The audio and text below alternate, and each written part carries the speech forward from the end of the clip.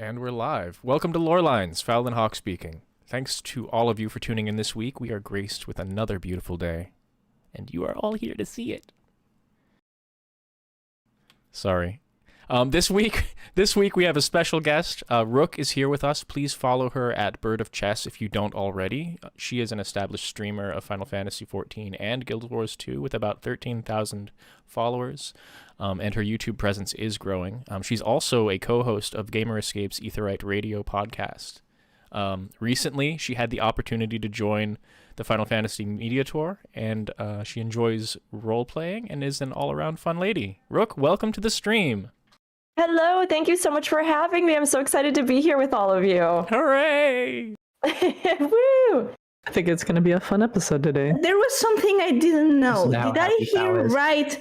Did I hear right about Guild Wars 2?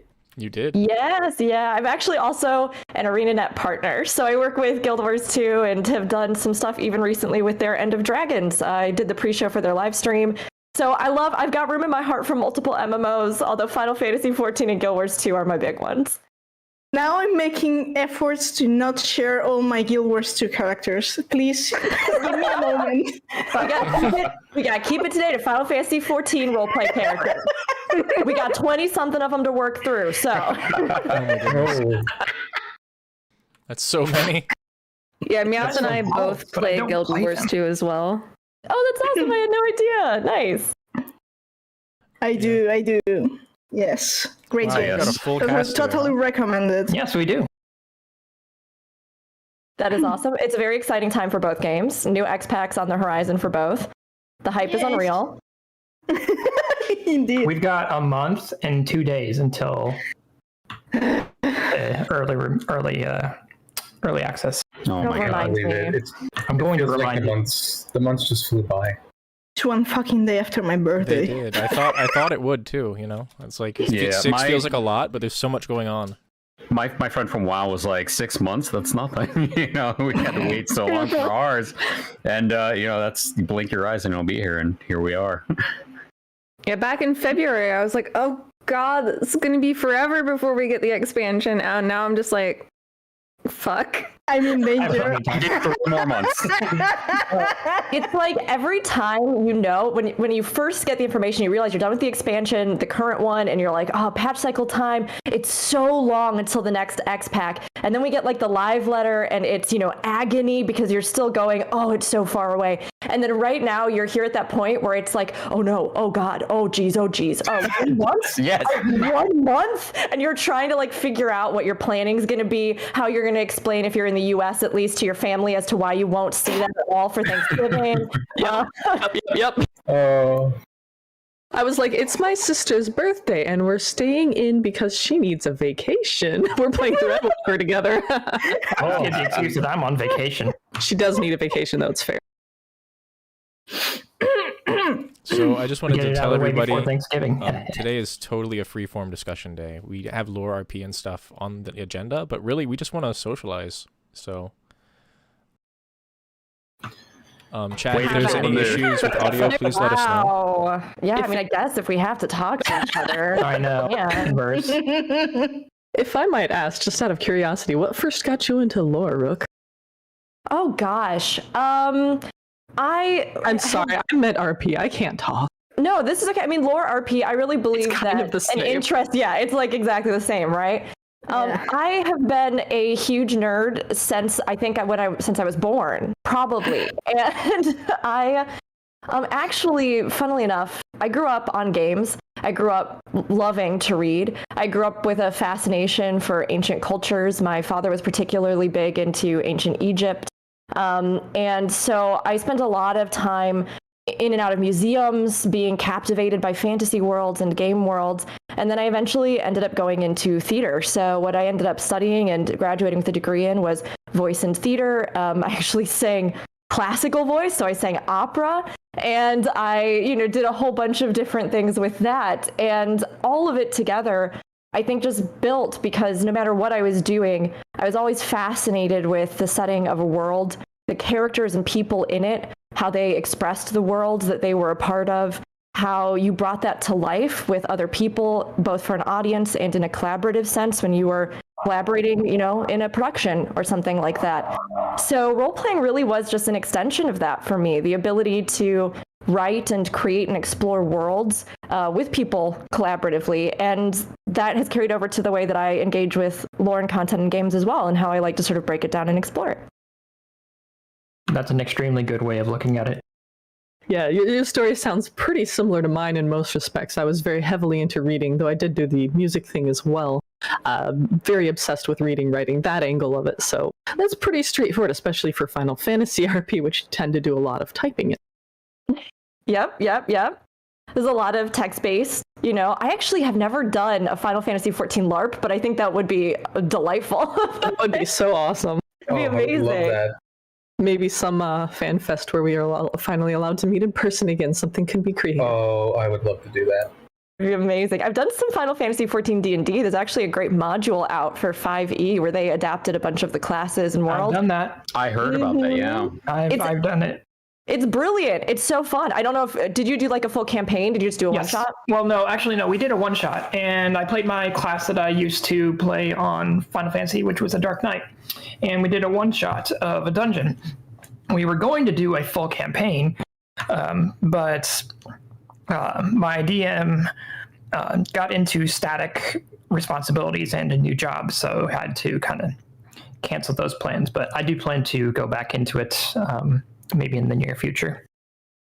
That's awesome. You should definitely. We've been doing just usually like once a month roughly sort of campaign that we've been running with Gamerscape's Aetheryte Radio called First Edition, that's all set on the first and is kind of examining what happens after the Star Shower and all that kind of stuff for the people who are new heroes. That would be a really fun. Yeah, I highly suggest it.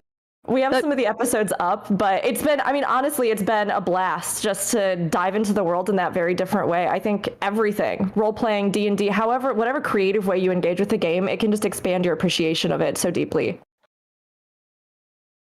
Yeah, my story was kind of similar to yours, Rook, except for the musical part. I was too shy of a person to actually sing. So instead I took my prospects to reading, and I became more visual after a while as I grew up, and kind of lost the will to read actual books and went more like visual text and visual like representation of what was in the book. So having games presented to me in a cinematic sense kind of replaced that. It didn't mean that I disregarded all books in general, but I wanted to kind of convey my thoughts into a digital sense.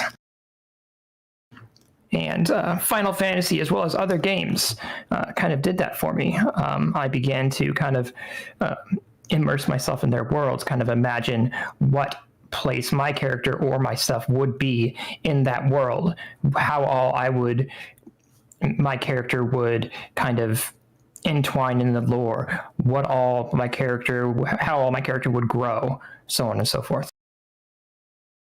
It's actually interesting to me having the game, because I used to do a little bit of Star Wars RP back on the Jedi Council forums like 2 decades ago, a little while ago anyway. But that was obviously a purely text-based format, so being able to sit down in a game, do emotes and stuff like that, it really lets you have a richer experience, I think. It does. It's different. I actually started out in Form RP2, funnily enough, except my first one was an X-Men RP form. Nice. And I did a lot of that, and then there was also a Wolf RP form. So, I really mixed it up. I really, did different genres, but I was super intimidated by coming into MMO RP because I had always been a very meticulous, I guess, poster, you could say, where, I really, oh man, it's bad. If people let me, I will just go. It'll be like we write in a chapter book, hold on, we're going to write a novel by the time this is finished. So I love that. Me. Yeah, I'm so glad. I get a sense a few of you, would also be very much like in-depth, detailed crafters of especially lately, like if anybody brings Bassy in anything, I just go off and do a novel. Yeah, and it's way too much. in like MMO settings, I think a lot of times the convention is very different because you do have all these other supplementary visual things, like you were pointing out, Neela, like the emotes and the actual pace of just having lots of people in an event. So I feel like I've learned so much about adapting writing or changing pace and just matching different people in different situations from role playing in MMOs. In a way that honestly I think overall has made me a better, more flexible writer, but I was super nervous about it when I started out. I wasn't sure I would be able to keep up with everybody. I'm probably of the, I don't know, I'm guessing I'm the only one in the team. I'm a concept artist. So I mostly work my characters from an art perspective, and actually I've been, when I was, working is not the word, but I invested like 6, 7, 8 years of my life studying the Final Fantasy XIII trilogy. And I've written a lot of meta for it, but it came at the time in which it was how should I put it? It was faster for me to illustrate the point rather than explain it. So I would draw an artwork of the point of my analysis, and I ran with that. And of course, from that would spin many what-if scenarios and many changes. And then Final Fantasy XIV came after the trilogy ended, and you can't give me a game with a character creator, and well, that derailed. And but yeah, I mean, most of my work for my characters, I have kind of my lore written, but most of my work for them is actually drawn. So, but that's what concept artists do. We actually have to create, not just draw, but also we have to make the context for the drawing. It's kind of, yeah. It's I mean, and then we are usually not paid much attention when it comes to video games and stuff, because we're not the ones who draw the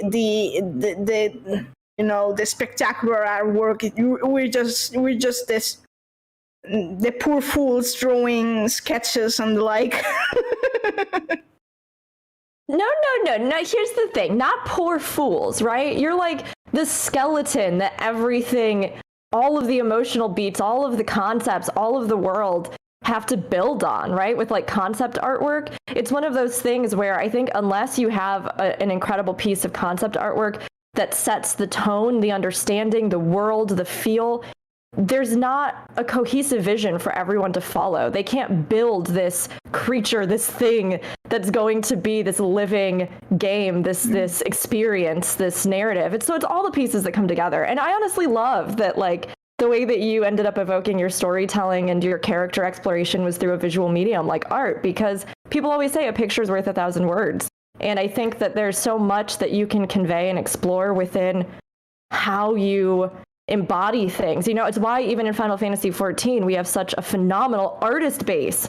Like whether we've got cosplayers or artists or fan artists or people who are doing, you know, any number of things, G-posers. I mean, I think that expressing yourself through that visual aspect is just as awesome, honestly.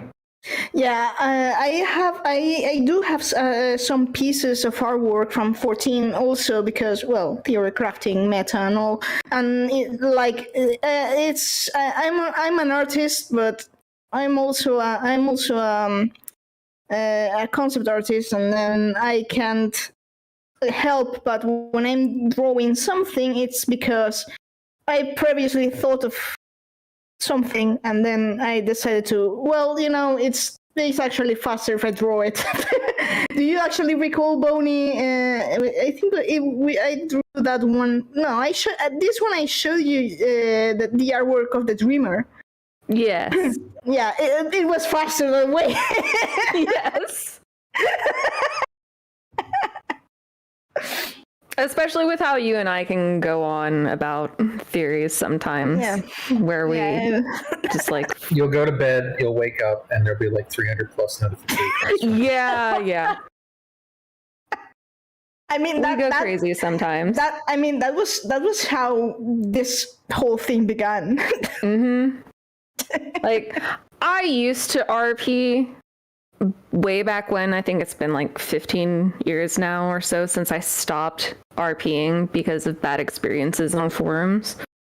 But I took that experience that I had from literary roleplay on forums and was like, okay, I've been spending, massive amounts of time writing stories with people. So what if I start telling myself stories instead? Which is kind of where I shifted and, shifted into original writing. So that's where I am now technically, though I do have some friends who are trying to coerce me back into role-playing. So that may happen. Hey, if you ever do, I would absolutely love to encourage that. I mean, it's very fair. Like, the amount of people that I've heard either are too nervous to start role-playing or they tried to get into it and then they had very bad experiences, Even when I'm streaming, I'll have people ask me about it. And it's funny to me that RP is like a topic, especially in content creation, I think a lot of times is considered to be more, I guess, awkward. I don't know. It's hard to explain, but people tend to have these weird expectations that they put on RP. And a lot of it is perpetrated by many players a lot of times who don't really understand the scene or understand the context. And so they pick up a lot on like the memes and jokes. And it gets this reputation, everything is Gold Shore and WoW, everything is the Waking Sands in Final Fantasy XIV, or it's all just, completely off the rails in Balmung. Or it's the quicksand. Yes, the quicksand. Sorry, yes, quicksand, not Waking Sands. Waking Sands would have been more fun to return to if it had been like the quicksand. Yeah, actually, absolutely. Play return for some dank RP. But it's like you can hear people online rambling all the time about endgame content and rating. But a lot of times it feels like role players and people who are creative about this game and passionate about this game have to carry this sense of embarrassment about it. So like I try to talk really openly about it on, my content and on my channel, and I encourage people to share about their characters and things. And the amount of people that I'll get a lot of times who do say like, I didn't understand, when I was doing role playing, there were these really bad experiences or things. And so talking about how you even set boundaries in role playing, how you engage with friends and people that, create a comfortable environment for you, how you know to back away or step away if it's not something that's working for you. Those are all really important things. And I'm sorry you had such bad experiences. I hope that, if you let some of these beautiful folks reel you in, then that you just can build better positive experiences with it and share your, writing if that's something you want to do. I also think it's worth pointing out, and this can be a part of it, that RP can end up being very personal, like not even like getting into like inappropriate perhaps topics, but a lot of times I find myself creating a character and putting, I'll put this and I'll put that in. I'm like, oh, so that's going to be a repository for these issues I have. Okay, cool. That's very true. That is, and it can be a way to work through things. Sorry. No, you're fine. Go ahead. That's absolutely been an experience I've seen numerous times when I've done RP in World of Warcraft, Elder Scrolls Online, and most recently in 14. It's like, definitely people use it for a myriad of purposes, and one of those is definitely to try and like work through a lot of their own identities and their own hang-ups in a lot of ways in a healthy environment, or at least what they would hope to be a healthy environment. And a lot of the bad experiences come from putting yourself out there in that kind of like sort of intimate way, but getting a parasocial or just like not quite even interaction going on in terms of expectations for what people are trying to get out of the experience. It's all about not just what you're crafting, but who you're interacting with, and how much of that is like giving both parties what they're looking for. Oh my gosh, exactly. I love that you said that. It's so true. This goes for any and all projects where you are working with people. Knowing what you all expect to get out of it, knowing what like your goals are or your style is, right? Like whether that's trying to do like prog in endgame, making sure that everybody's on the same page, that they have the same goals, that they have the same, how do I want to be communicated with? How do we all want to tackle this? How many nights a week do we want to do it? People think that like it's only in one area that you have to kind of do that sort of coordination, but in role playing, it's exactly the same. And that's why a lot of times on people's cards or things, I always appreciate it when somebody does really write like a section that says, hey, these are the things that I'm comfortable with. These are the things that I'm not. This is what I'm looking for. And like, even when you start role playing more, frequently with somebody, having frequent conversations with them where you're just saying, like, how do you like to engage with this? Do you like to exchange headcanons until 5 a.m. every night because we're huge, ridiculous dinguses about our characters and we can't stop and someone needs to stop us? Or like, do you want to, do long posts, short posts? What kind of topics, do you like exploring? Do you feel like, this RP was okay? Was that post all right with you? Do you want me to adjust something in it? It's about building a constant language. It's a constant communication, no matter what you're doing, and respecting each other and encouraging each other in that creative endeavor in the way that you're going to, join together to realize this thing. Were those 40 questions on Twitter good enough for you? Oh, geez.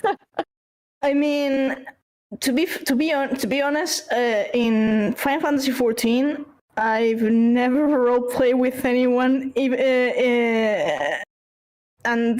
all my roleplay is in my damn head, but I never roleplay with anyone. You're stuck in character creation. No, because I play with them. They're all in Shadowbringers. You're still stuck in character creation because that's the mindset.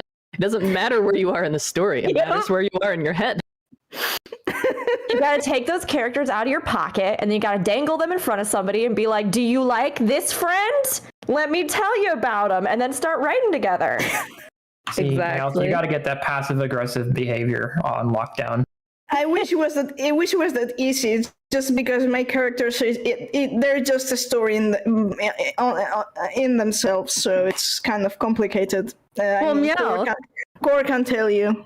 Yes, Meowth, I don't know if you know this, but we have an RP section on this very Discord. Yeah, I mean, look. Speaking of which, I really should use that more often. Sometimes you got to put together an instructional pamphlet on your character. That's like, this is not even a joke. I do this. Somebody that I'm about to write with, I'm like, hey, so do you prefer to learn about my character through the role play? Or would you like to study up on them ahead of time? And if they're like, oh, sure, yeah, I'd like to know a few things, then I drop the chapter book directly in front of them. And I'm like, here's their entire life story. There's the background. This is my conceptual idea. This is my inspiration. Here's a separate thing that has all of the different research tabs that I used. Here's another thing. And this one was all about this one scene in the game that I based the entire character premise off of. So that's the lore basis. Like... You can have really detailed characters. Sometimes people get very into it. Would you like me to pull up the page, Meowth? I knew it. Really, though, it is fun to see, because sometimes you create a character and they're just a general idea and you want to explore that character through the RP itself. But sometimes you already have everything figured out and you just want to go try a story exploration sort of thing. Yeah. I'm curious, for everybody here, how do you approach your characters? If you're a role player, do you get really deep into the headcanon? Do you come up with backstory, or is that something that you build actively? And if you're not a role player, do you have any headcanons for your character? Or do you mostly adhere to the Warrior of Light plotline? Do you think of anything about their personality? Or do you not really engage that way? So, I'm just curious. Do we want to take turns? Yes. Sure. I'll go with mine because it's shorter than most of yours. So I used to RP a long time ago when I was younger, but I only recently got back into it because of all the inspiration that I've got from my co-hosts. They kind of pushed me along and helped me kind of gain that confidence back into letting Ayumi be a character that I can kind of delve into and make headcanons and stories off of. And kind of from there, I didn't have a story per se kind of written out. I just kind of went off of what the MSQ wrote for her. But after discovering certain characters, and just kind of liking them to a certain degree, more or less than each other, I began to think, what if, in a different timeline, what if my character, forged a different bond or relationship with this character and this character? How would the events play out? how would the MSQ play out? And so from there, I would kind of go along. I wouldn't exactly like write it out on a card or anything. I would just kind of sprout ideas whenever I would be like laying down for a nap or just kind of like daydreaming. So I would come up with it as I went along. And, there would be some spots where I just hit a dead end or just say, that idea is trash. We won't go with that. But I found that just kind of talking with either Sarah or Neela here about some stuff, about what ideas I have, kind of helped me along in creating, kind of funneling this story I had for Yumi. And so far it's worked really well. And that's just really how I went along with this. I kind of forged Ayumi's backstory off of it. It's just mainly spontaneous. I didn't really, like I said, like think about it before until recently. And then from there, it just kind of sprouted ideas off of ideas off of ideas. I would think of one thing, then suddenly, that'd be good for another thing. And then that'd be good for another thing. Seeing the evolution of Ayumi and Hilda's journey together has been a very enjoyable experience, I have to say. I'm a Hilda simp, I'm sorry. I've enjoyed the screenshots. Never apologize for simping. Do you want to go next, Neil? Sure. I'm kind of a little odd because I tend to connect with characters in narratives, so my instinct and my tendency is to RP as NPCs. I study, this is where the lore kind of comes in, because you really study the NPC as a character, as their place in the story, and all of that. And then you sort of, basically, I just become that character in a way. And it has to be a character I've connected with. I don't do this with just every character. This is why I roleplay Fandaniel. At any rate. My gosh, you roleplay Fanny Pack? I do. He's just a delight. I can't help it. Oh, this is amazing. Neela does a some mean days- Fandaniel. Some days I just want to destroy the world. Anyway, I don't know if I'm the only Fandaniel that's cleared a bunch of savage tears, but I'm certainly one of them because I needed a character to help some friends static too, so I used him. Anyway, getting off topic. So I heavily roleplay existing characters and I study them and learn them instead of creating a character. Sometimes I'll take that character off the rails and it'll start becoming its own thing. It's another way that I play with theories in the game, actually.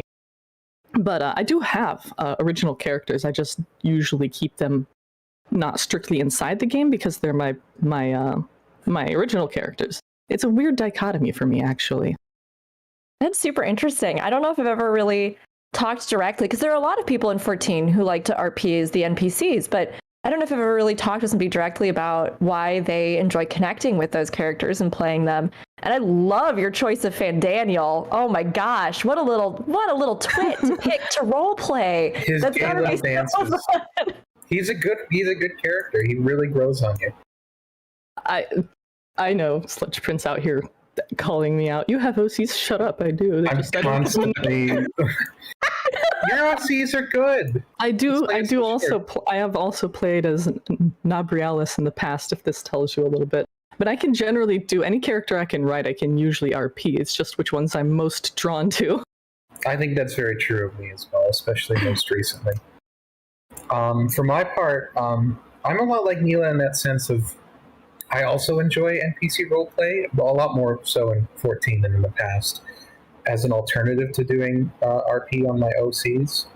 Not because I haven't enjoyed that in the past, but mainly because I've really enjoyed having the opportunity to really study a character, especially one that's a little bit more minor and doesn't really get a lot of focus, which in my case is Archer Guildmaster Lucian Korn from Gridania, the person who starts you on that Archer Bard stuff.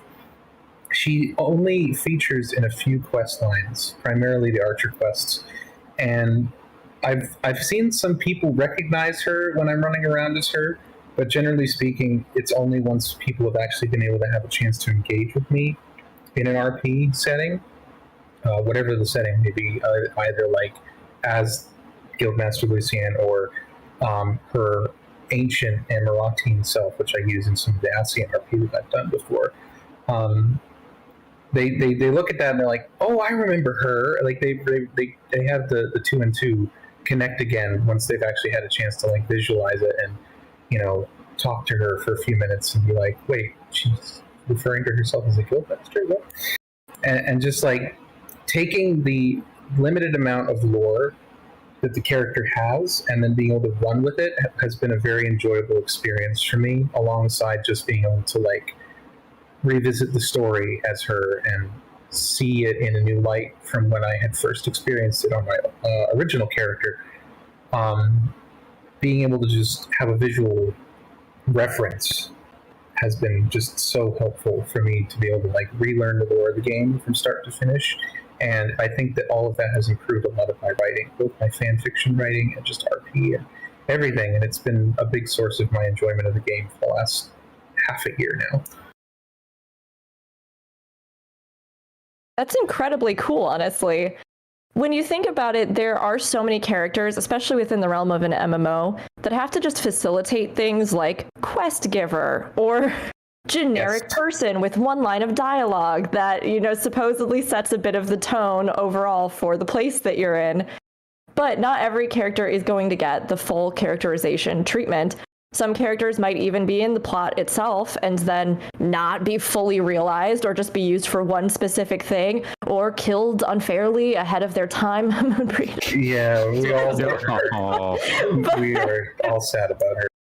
But the idea of being able to flesh out a world that, especially one you might have a larger understanding of, but that you can then go in and, I mean, like you were just talking about, you know, put your knowledge and your understanding of how everything works together into play in a different way by rounding out these characters and NPCs who suddenly have their own vibrant lives. You know, this sounds so silly, but actually, a friend and I, who's actually hanging out in the chat with us today, went through Red Dead Redemption 2 online and did a scenic horse journey where we just went through all the towns, and at night we slept in the inns, and we came up with like little headcanons and stuff for all the NPCs in the villages and all the people that we came across. And it's one of those things where now anytime I go through those maps, I can remember this bigger, greater story, this like Absolutely. These little details and these little people that make up the world in a way that feels so personal. And I feel like it's very similar to do the same with especially like smaller NPCs like that. I love that you picked the Guildmaster. That's awesome. Yes, I had a crush on her all the way back in ARR when I first met her, and like everything she was trying to do with the guild, even if it was imperfect. And I was just like, I need to write about this character someday. And then eventually I did, all the way down in Shadowbringers when I finally like got into that mindset of like, I want to start doing this kind of stuff. And while I can definitely write and roleplay a lot of characters in this game now, especially like M itself and some of the more bigger names, I've seen plenty of people doing that kind of thing, and I appreciate it. Like the dozens and dozens of Graw Hatias I've seen running around the different servers. But I just wanted to try and elevate this character that I've always appreciated and give her a voice and give her the chance to like live her dream to be a bard and adventure like her students have done and all that sort of thing, and rediscover her past, but also like, you know, live more in the present outside of that regimented kind of God's Quiver life that she's had before as the Guildmaster. See, I haven't really kind of roleplayed as NPCs, but headcanon-wise, I kind of think of the dialogue, and I kind of think of their mannerisms on what they would say, what they would do in my alternate timeline that I've created, and just try and put it on a sheet of paper, on a document, a Word doc. Obviously, you guys got me into AO3, so thank you for that. You're welcome. Yes, keep laughing. I'm not a writer. You're doing great, though. I love your stuff that you've written. It's terrible. There's no such thing. You take those words back right now. I'm gonna make this official in this lore cast, but also in all roleplay ever. Anytime you do a creative endeavor, that's you taking a little piece of yourself, your unique, irreplaceable self, and expressing it in this vast void that is the internet with other people who should support and love you. There's no such thing as terrible when you are genuinely just putting your beautiful self out there into this world. And you can work on things and you can improve technicalities in writing. But so many times people undermine themselves and the worth of their own creative spirit by saying like, what I do is awful, but I'm still doing it. It's so brave that you're doing it. And it's so unique and so special that you're doing it. No awful here. Only you being amazing. Exactly. Preach No, it. it's awful. Absolutely. No, Here. Don't make me get the self-care stick, because I will. You guys have a She'll really do oddly it. shaped self-care. It's self-care. I don't want to be hit It's with a that. compliment, not a dick. Take it. It's exactly. I was Bonnie, you stole my line. Where's the bonk? So I don't roleplay anymore. I was one of those people who had a couple of bad experiences with it. But what I do is I do build out extensive backstories. So back in early Stormblood, I had the first lore book, and I was like, okay, where can I make my character from that isn't Eorzea, somewhere that's not really established, but we know something a little about. Aha, New World. So I built out this whole backstory about the New World, where my character was from, and just developed all this headcanon, like specific events that happened, locations, and people, and tribes, and all this stuff. And my favorite part was like when the 7th calamity happened, and like they were all standing on the shore, and they could see the horizon, and it looked like the sun was coming up, but it wasn't the sun. It was the calamity happening, and I just I thought that was the kind of a cool scene. But then the Blue Mage quests came out, and they started dropping all this new lore about the New World. And I was like, oh no, I gotta go back and retcon stuff. And I think that's one of the challenges, is when you have this established headcanon, and then you get more information that's official, and how do you integrate that into what's already developed in your story, without breaking your storyline? They're great in my head. I just can't put them on a sheet of paper to make them so interesting that they're liked across the internet. Oh, Well, the thing is that you're all involved in content creation. You're all involved with podcasts, and I am as well. I mean, internet popularity as a feedback for the validity of your ideas is the absolute worst thing ever to rely on in any way, shape, or form. It's not good for your mental health. No. And I mean, so much of it has to do with things that none of us have control over, right? I know, especially with role-playing, Tumblr for a while was a really big thing where you'd have people who had like Tumblr famous characters. And, you know, we've seen some of this now also kind of move to Twitter and things like that. But these characters who are, you know, really beloved in a sense. But oftentimes this is because those creators themselves may have just the right connections that then boost their, you know, the people who are seeing the amount of stuff they're posting about this character. They may be incredibly skilled artists that can realize those ideas in a way that appeals to those kinds of formats, a highly visual, highly like, I look at something for 3 seconds and that's the only amount of attention that I'll dedicate to it. And if I don't make a connection in those 3 seconds, then I may never, ever know the ideas contained in this, right? It is in and of itself its own thing, which is why we have entire fields becoming devoted to, you know, social media managers and promotion and all kinds of stuff. So I think we have to all, and this is just such a good point, right? But like within the context of giving our own validation to the characters and ideas that we have to be very careful not to rely on the amount of clicks, likes, or traffic about an idea that we've had to determine how we personally feel about it. Because if that idea gives you joy and inspiration, if it sets your imagination alight, if it's something that you are like, oh my gosh, I'm so into this, there are so many reasons other people may not ever hear that idea, but oftentimes it has nothing to do with the actual worth or interest or quality of that idea itself. It's literally just an internet game, you know? It's its own whole thing about why people may or may not, on a larger scale, respond to something like that. So personally, I've found that it is much more gratifying to seek out actual people that role play well with you, that are excited about your ideas and can give you one-on-one individual feedback that's satisfying, to build a network of people that you are likewise uplifting and being excited about and talking and, exchanging ideas with.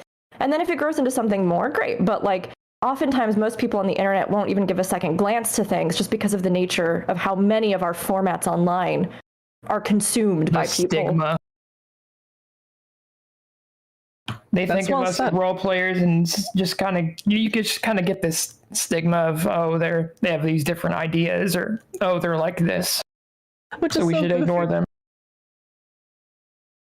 Ayumi, I'm giving you homework. No. And for anyone who does any form of writing, which RP is in fact a form of writing, if you ever feel like what you write is not valuable or is dumb or any of those negative thoughts that we often are plagued by, open up Amazon or Goodreads, go find some of your favorite authors and go look at the worst reviews that they get.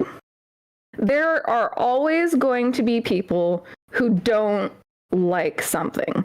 Sometimes it is for the most stupid reasons, because sometimes people just like the witch hunt. Yeah. Sometimes it's for valid personal reasons. Like sometimes, someone picks up a book, they don't know it's dark fantasy, and then they get, bad memories triggered by it, and they leave a bad review because the book didn't have a warning about the content. But no matter who the writer is or what era they came from, there's people who love their work and people who hate their work. The most important thing is that you do what you love because you love it. Write for yourself first and not for other people or for, internet points. And you'll just eventually get there. Well, I thank you. That personally took me a long time to learn that lesson myself, but now that I've learned it, I'm a much happier person, and I just churn out writing, and funnily enough, people like it, apparently. I think it's also important to remember that there's a lot of growth, learning, and practice that comes with writing, and that includes roleplay. Definitely. I probably started writing fan fiction, I forget exactly, 14, 15, 16, somewhere in there.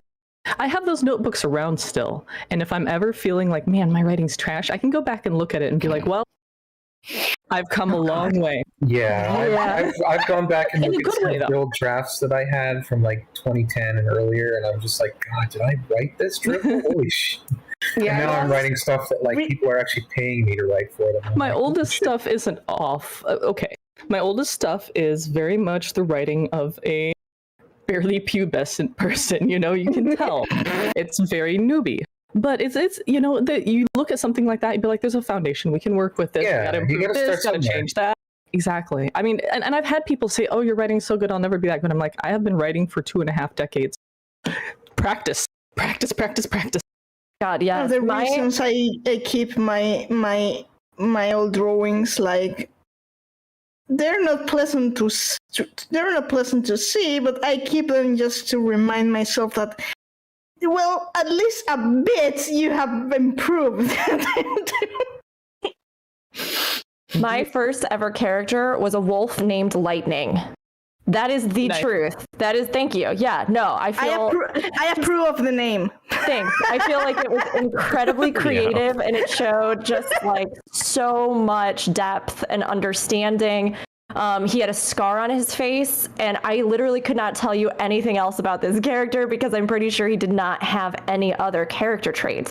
So the thing is, like, I mean, earlier when I was saying, appreciate yourself and your own worth and those sorts of things, right? And that what you're doing is, a really incredible endeavor in and of itself. I mean, of course, when it comes to writing and it comes to character investigations and your understanding of lore within the world and larger scale cultural or historical or mythological connotations that you might bring in, or all kinds of stuff, even just down to the actual technicalities and grammar and way that you are writing, there's always room to improve. But there was a really fantastic book that was recommended to me in college, which I think the title, I don't remember exactly what it is. It's something like The Subtle Art of Tennis, or the Art of Tennis, Art of Playing Tennis, something like that. And it is about sports, but it was actually something that I read in a movement class in theater, where the teacher was teaching us a lot of things about physically using your body, but also just how you engage with the endeavors that you dedicate yourself to. And there was a chapter in it about critique and the way that we critique ourselves and what happens if we overly praise ourselves to the point where we are completely out of touch with the actual reality of what we're doing, but also the opposite of that, criticizing ourselves so harshly that we create patterns where before we've even done something, we have already half talked ourselves out of it. Before we even do something, we have already half convinced ourselves that we're going to fail. You take half a step and you can't even finish the swing in the tennis metaphor that this guy's writing, right? You can't even finish the swing correctly because in your head, you have so many times stopped yourself and been like, that was garbage, that was bad, that was bad, oh, that one was bad, that one was bad. That before you know it, even in moments when you don't know what the outcome is, you will perform poorly because you literally have convinced yourself that that's the only possible outcome.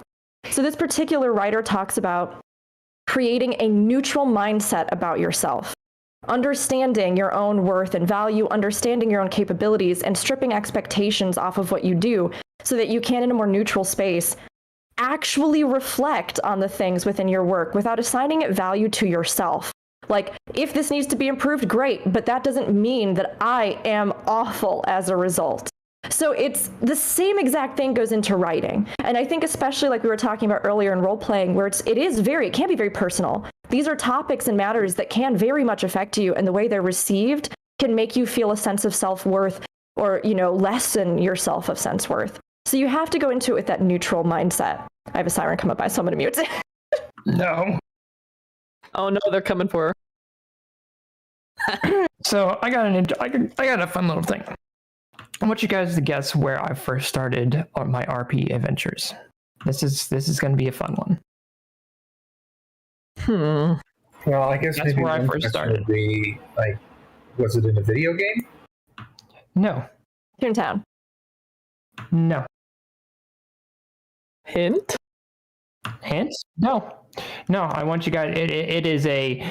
I want you guys to kind of broaden your thought process here, because it's something that you would not think to look into.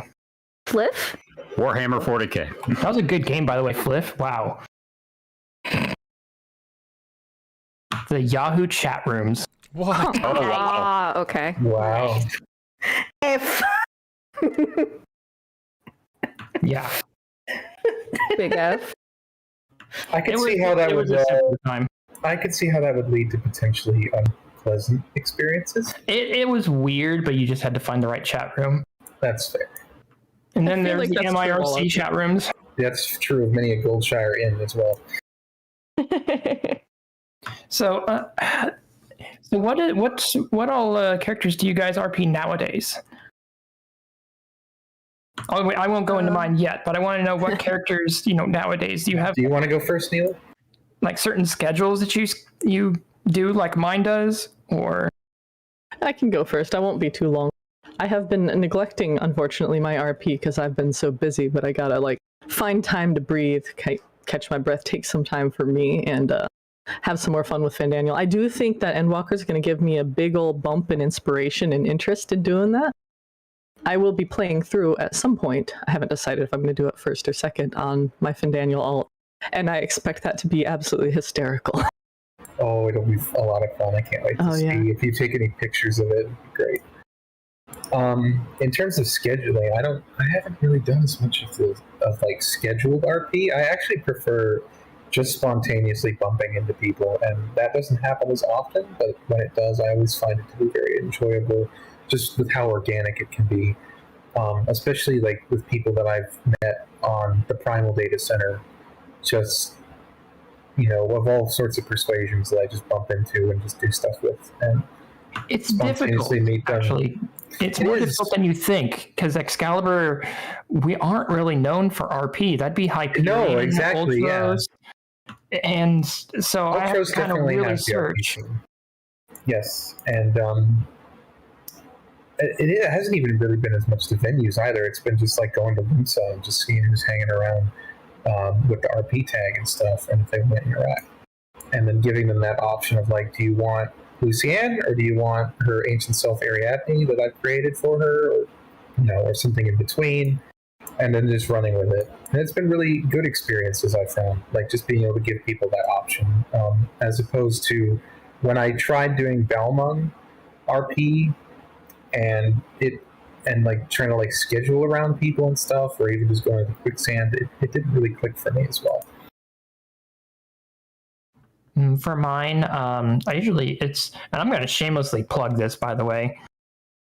I usually RP on Tuesdays, and it's really the only time that I am in character in game. I play a bard. Ayumi plays music at a tavern near the FC house for it's more like it's a fight club / tavern, but I play the music downstairs to the tune of both mood music and the brawls. So, but the way she is and the way her personality is, she is incredibly self-aware and unconfident of herself, and she does not like accepting tips, and it causes her to kind of overreact. And she just loves playing music and doesn't want to be tipped by it. She just enjoys playing for people. And there are times when I've actually roleplayed her that she was given a tip and then she fainted because of it. I recall, I think I actually saw that, didn't I, when I was there that time? That was a lovely way to end the evening. With the large Rogan woman that was there, who I think gave you the tip. And I've done it several more times, too. I've visited other RP venues, and I've played for them, played music for them as well. And people have asserted to me to give tips to me. And I would either try to run, I would stammer, please don't, or I would faint after the trade. That's very precious. That's very good. That's very pure. It's a delightful The most recent one, I was at a gala on Hyperion, and there was dozens and dozens and almost over 100 people there. So I played my music. It was beside the catwalk, and they all clapped for me. And then a few people tried to tip me, and of course I'm making a big scene about it. They're all standing around me in a circle, and someone handed me a slightly larger amount than I had previously received, so I fainted and rejected all trades from then on. Oh, so that's usually how I do it. Ayumi is a great bard. I've been to the venue that he's talking about and listened to his playing, and it's every Tuesday. It's you really do set the mood for that barroom brawl that goes on down there, and it's really good. It's really fun. I love it. So come visit I need to come back down there. Rough Landing every Tuesday. Excalibur. The playing is fantastic too.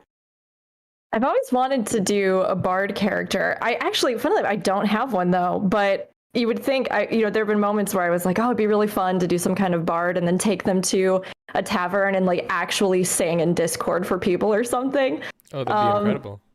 But I never quite committed to it, so maybe someday. Requires significant bravery. Oh my goodness. Yes, it does. It would require a lot of preparation and practice. It's for that reason that I always enjoy when I'm on Lucienne interacting with bard players, especially the ones who are playing music, because then I can be like, I'm proud of you for doing such a great job with Jehantel and keeping up with your studies and like doing thing. Because it's like your old mentor coming and like cheering you on kind of thing, and I play that up for them, and a lot of people respond really well to that and are like, thank you so much. That's such a great idea. My current characters tend to all be based off of some kind of core concept that I found interesting in the world, so I tend to usually build around that. Probably my primary role-playing character is I think the easiest way to summarize it is that he is as if the story The Boy and the Dragon Gay, like very literally just came to life, because I very much have always had a fascination with the Dravanians, including the gay part. I want to be very clear about that. Absolutely. Definitely.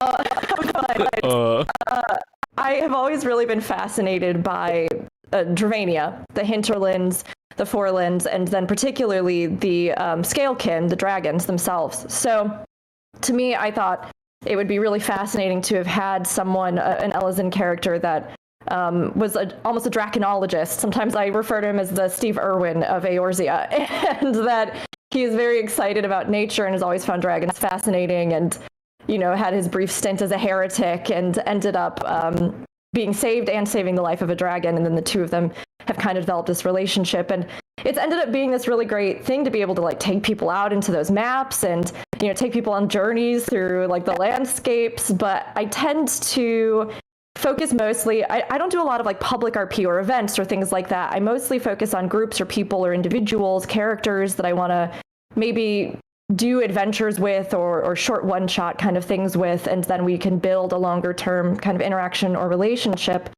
And outside of him, again, my other characters tend to build around that concept. So for him, it was, again, this excitement and wonder of dragons and then what that meant within the world and how that all fit into it. But I've also created characters like the character that's my avatar today, who's my main character, Valka, who played with the idea of Garlean modification and what it would mean for, possibly Vieira that were even living in places like Rabanastre or had, left the forest, who might have been captured in the fall of the Empire, and kind of ended up drawing some parallels to the hypertuning that would happen that we'd learned about from Dabog, the idea of like a mental link with technology or things like that. So she ended up going a very different route because I liked the idea of subverting maybe that natural elements that you see in 12 from Vieira, where they can commune with the forest, and then kind of twisting that within the world of Eorzea to be communicating with circuitry and things like that. So I built around that idea because Vieira have also been my favorite in like all of the Final Fantasy franchise. So I was really excited because I loved Fran. So that's kind of where that concept came. And then I had another character that was kind of inspired by Yotsuyu, and the fact that it seemed as though she had almost alluded to Oiran society, which was a real thing in the history of Japan and is oftentimes confused, wrongly so, with geisha. And so I went into a whole thing with this, other character that I had, where I was really fascinated with this possible facet and culture and these women that had sort of found power for themselves in a very oppressive system. And so I explored more with her. So for me, it tends to be that kind of concept where I think of different things. I got another character who's based off of the kami and is actually like a house spirit come to life. Like, I really like taking those kinds of things and then creating a concept. But I don't often just take them out to like, pitch up camp and just let people RP with me. Usually I wait for people to contact me, but that's just kind of how I am. I understand that. Yeah, definitely. I can understand that too. Those are all really amazing ideas too. I especially like that first one with the draconologist befriending a dragon. That's so sweet. My hope is that as peace...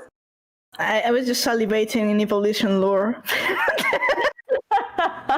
I mean, that whole region is great. And honestly, the Boja stuff gave me so much. I was like, yes, good. And it sounds like they're going to do some more given how that ended. Well, we'll see. Although we do know that the original writer won't be involved. Yeah, that's true. But they have enough of that now set up that they could run with it any number of ways. And I'm interested to see what they do with it. I had thought we had a source on kind of backing out of Matsuno's tweet. Like there was some sort of, it's eluding me now, but there was some sort of evidence of... What was it? Do you all remember? Are you talking about the recent interview with Matsuno-san and Yoshi P? Might have been.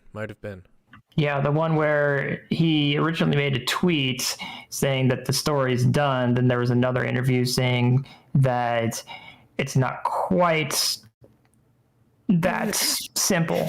Yeah, they want to revisit it, but they don't want to do so until after Dalmasca has been liberated. Time skip. Yeah. So maybe 7.0 if we're lucky. Yeah, I imagine there'll be some kind of progression. My guess is that it will be in 6.0 or in 6. I agree. 6-point series. I think it'll be 6.0 patch quests. I'm thinking it'll be in the 6.x. But it won't be any Bosnia and type content. It will be more of, we're going to have a zone that we can visit. It won't be as big as, it won't be like 3 zones, 4 zones, maybe 1 zone. Because at the spoilers, at the end of Bosnia, Fran says maybe we'll meet again sometime in Dalmasca. I would be fine if this continuation is the post 6. It's the post 6.0 trial series. I would be for that. We also have to meet Ash still. She's not dead. Yeah, Nope. presumably. I keep wondering, though, if they're going to pull some really big thing on us, because we do now know, and even coming off the media tour where it was confirmed that 6.1 on is supposed to be this beginning of a new arc, the new massive saga, as they have kind of referred to at least the ending of this last one with Heidelin Zodiark Saga. So I can't help but wonder like how they will fit it in, because they could do something totally buck wild and just be like, and now everything you knew is gone and we're on a totally different world. And I mean, of course, I think they would still let us go back. And I think everybody still wants to know what's going to be happening. And there is still so much to explore, especially in that region. I'm just really curious about how they're going to balance it, especially as they kick off. And it's going to be such a crucial time to like keep people playing even after this massive wrap up to this current story. They're going to want something really exciting to kick things off. Absolutely. And I will admit that I, for a time, was worried about the Heidelin Zodiark story ending. I'm less concerned now because I kind of see where they're going with it. But like you said, they could just pull something completely random and wacky and be like, hey, we're going to the Dragon Star now. Why? You'll find out when we get there. Please look forward to it. You know, it could be anything. But don't forget Omega. Yeah, I think that most of what we're going to see in the 6.0 patch series is going to be the wrapping up of the last of the Eorzea story. So as soon as I saw the Beast Tribes wrapping up, I was like, we're leaving the continents. We're getting out of here. And those loose threads, I think they're going to take the patches to wrap up and also build up what's coming. I have a pretty decent idea of what's coming up based on what we've seen, but you know, everything's kind of in the air because it could be some wackadoo thing, like you said. But yeah, I just think it's kind of interesting how I think it's interesting to see how they're going to do that transition. I think so too. I think we're going to revisit a lot of loose ends, like you said, a lot of topics that didn't get as much screen time as they did in any of the previous expansions.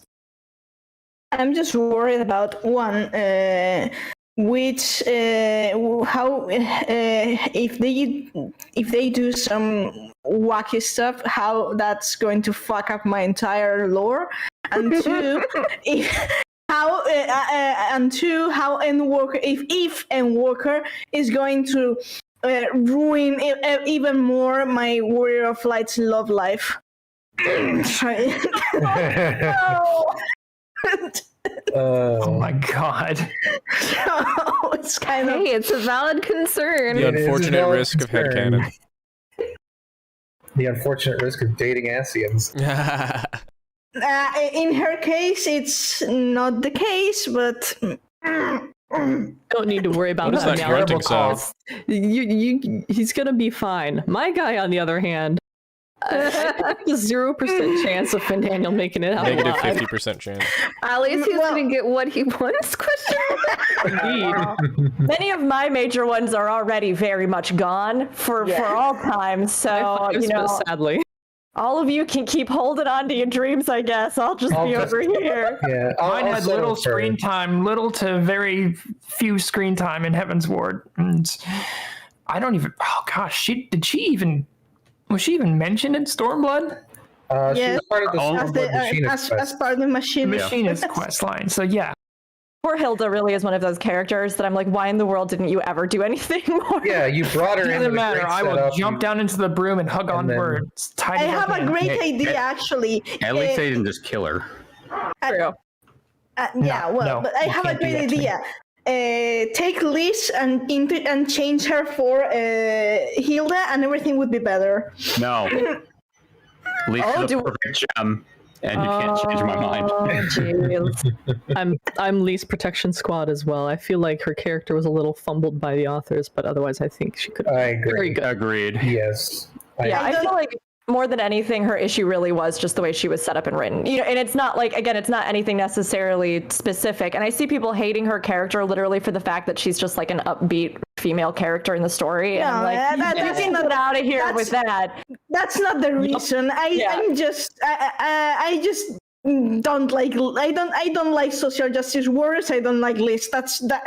I mean, my big problem with Liz was, and I can only speak to this just from my personal experience, but I did have serious problems that expansion with just the way they set her up, in the sense that Raban has actually been a character that has been fighting for the plight of his people like this for so long, and then that last scene where it's like, here's this nation and all these great characters we had that were characters of color that could have easily represented this plight, and then there's like blonde white Lise. Yeah. Who's like, so glad we saved Alamico, everyone. And then if you see her dad, like, it's just like, nothing like her dad. Yeah, Curtis Hext certainly She's interesting. She's also a Midlander. Yeah. Yeah, and it's like, it's not as though they couldn't have done something really fantastic with her character, talking about even what it meant to, like, I don't know, be a child of mixed race, and again, these are struggles and plights that, I have heard so many other people who have direct connections to this speak so much better about than I ever could. But like, personally, I just found the way she was set up and used, particularly in that expansion, it just sat so weirdly with me that I have never quite recovered from just all of that at all, especially because at the time I was playing a character that I did headcanon as actually being from Alamigo and was like a character of color, and like, it was just such a weird experience to sit there and be like, oh my gosh, why that girl swinging that flag? What's I was like, I would much rather Raban be up here swinging the flag. Like, it just felt like she was not set up to have this connection or carry this kind of narrative, and it just felt awkward. Yeah, sometimes I just call her the Disney princess of the Scions just because of the way she sticks out, just so weird. I just...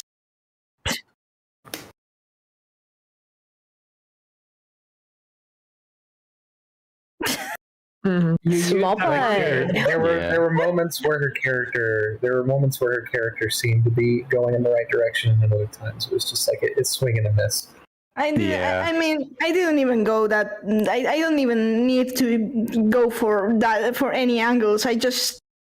I don't like people who believe themselves morally superior. It's just I don't have patience. Well, we have a lot of problems with that in 14 overall, but that's an entirely different subject. Don't know if we want to get into that side of RP. Basically, a lot of people didn't pay much attention, I think. Yeah, it's a good foil to Stormblood in that sense. I read the other day. I actually retweeted it. Someone posted something. I think from the media tour saying that Yoshi P and the team were really trying to drive the point that the Guardians are really normal people. And I saw that tweet saying that that's a discourse that the 14 Twitter is never going to recover from. Yeah, I was like, or.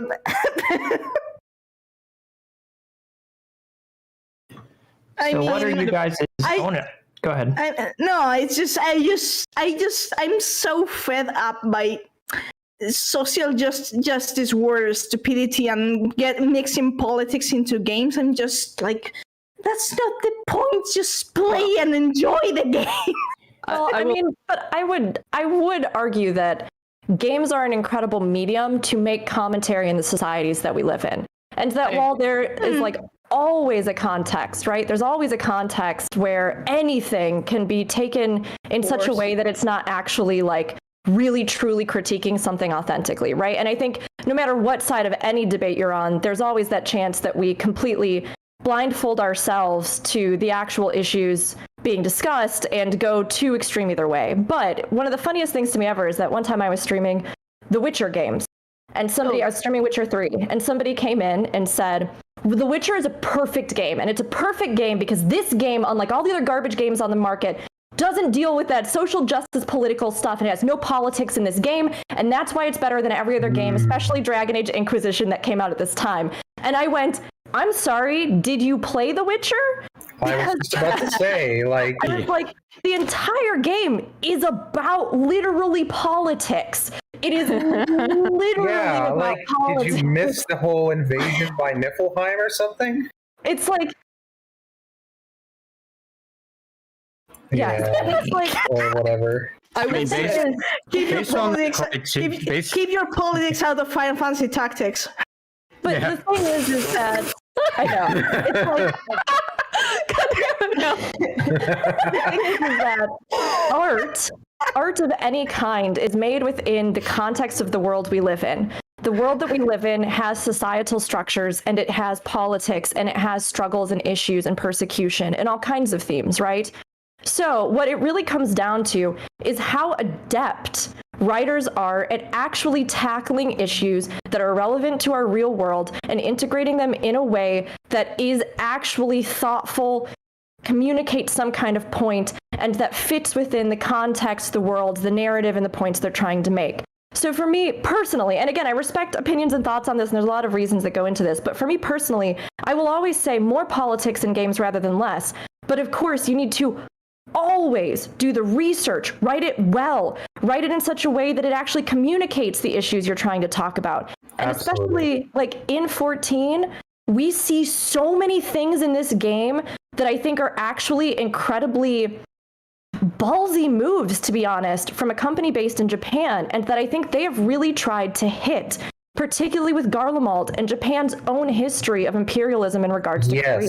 Absolutely. Yeah. So like I am yes. Go ahead. Sorry, I could go on a tangent. Yeah, that's fine. I feel like I would especially be qualified to kind of respond to this because political scientist is what I do for a living, academically, and I'm just like, as well as also I've done video game development in the past, so I've actually seen both of these things in tandem, and discussions and intersections between the two areas, and just like. I don't think there's a video game, hardly any video games anyway, that I've played in my life that could claim to be completely apolitical. Like there's always something you can read into these things, but certainly certain games, especially ones like 14, which have so many political themes like running through it in so many contexts, it's very hard to divorce that from the experience and still have something that's cohesive and in depth and something that's engaging.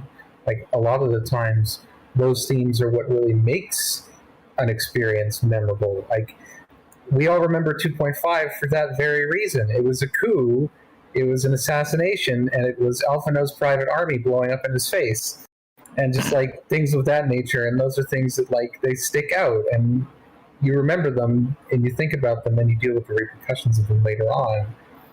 And they contrast so interestingly with like stuff that's happened in the real world as well. And make people like think about them in different ways.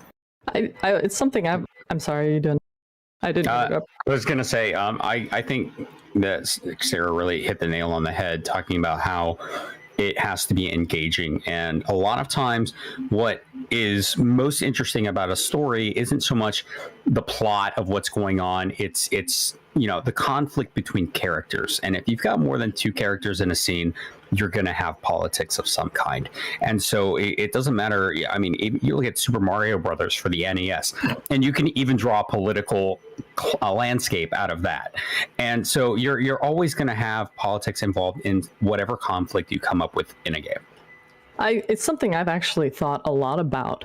And I feel like the difference between certain games that play it very poorly or heavy-handedly, where it could get frustrating or angering to people, and the games like Final Fantasy, which generally does, not perfect, but generally does a good job of it. It's the difference between having someone sit you down and preach at you, you should do this, you should not do that, versus saying, hey, look, here's an example of this. How does that make you feel? What do you think of that? What are your reactions? Inviting you into a sort of a discourse with the game instead of trying to jam it down your throat. And 14 does that so well, especially Shadowbringers. Like, I was blown away with how well they did that, and just examining morality and philosophy in a lot of ways too. It's not- And then extending off of that just briefly, what I'm most excited for in terms of Endwalker in this respect is like the early juxtaposition between Charlayan and Garlemald and their systems of government, and how we may even get to see whatever remnants there might be in Garlemald of its republic, of like its previous democratic existence before Solus remade its society, relative to the Charlayan Forum, which, as far as I'm aware, we'll actually be able to physically walk into and will probably interact with quite a bit.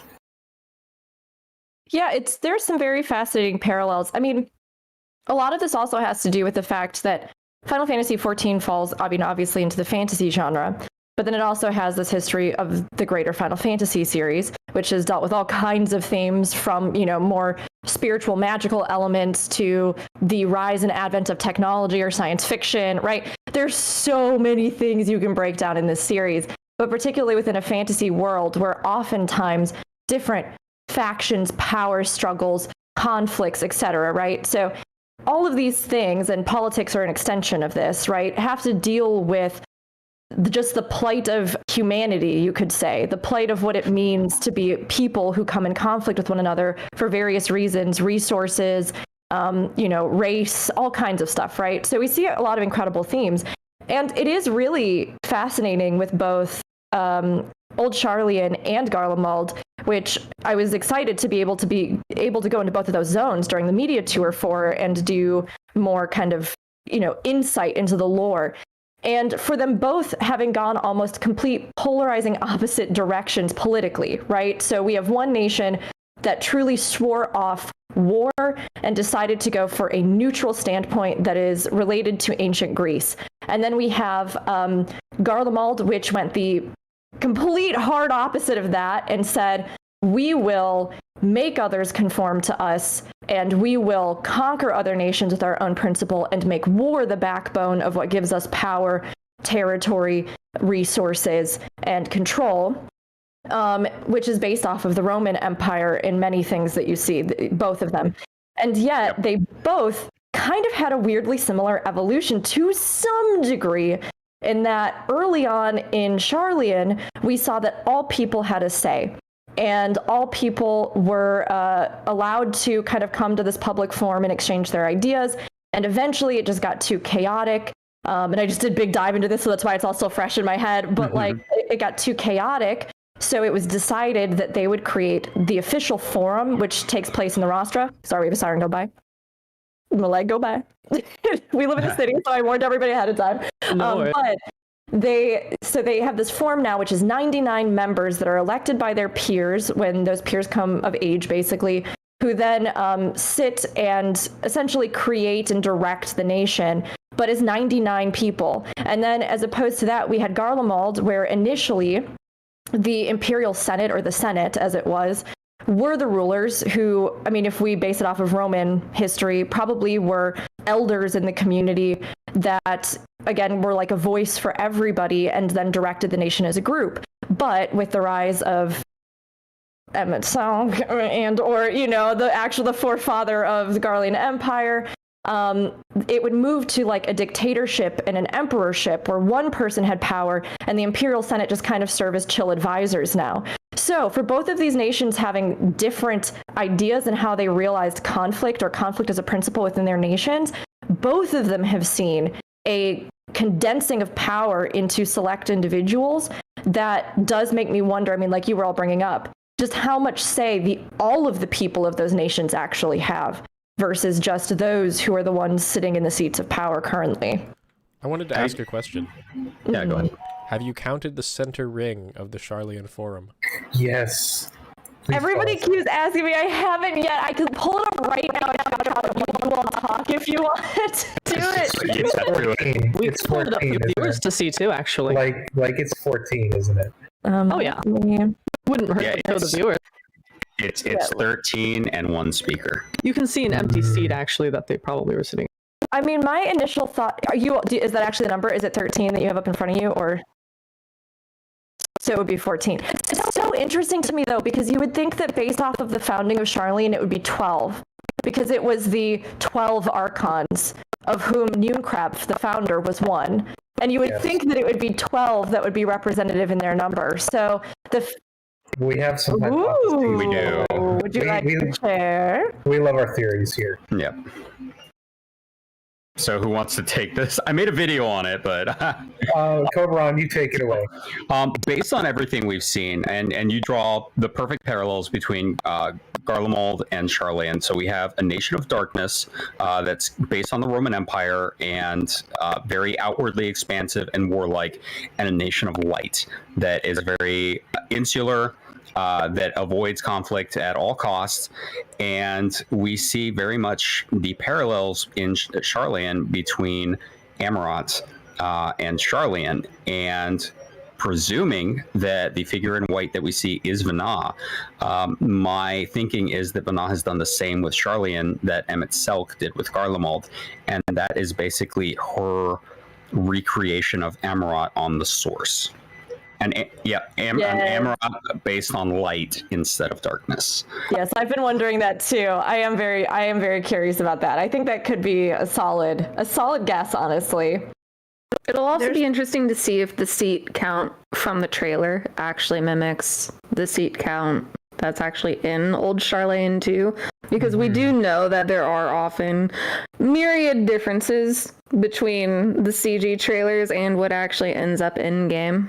Funny you asked that, because I think Rook has been there and I have been there. You can actually walk into that room from what I saw of the media tour, and I Yes, was you excited can. to go in there and just like take a minute to look at all the seats.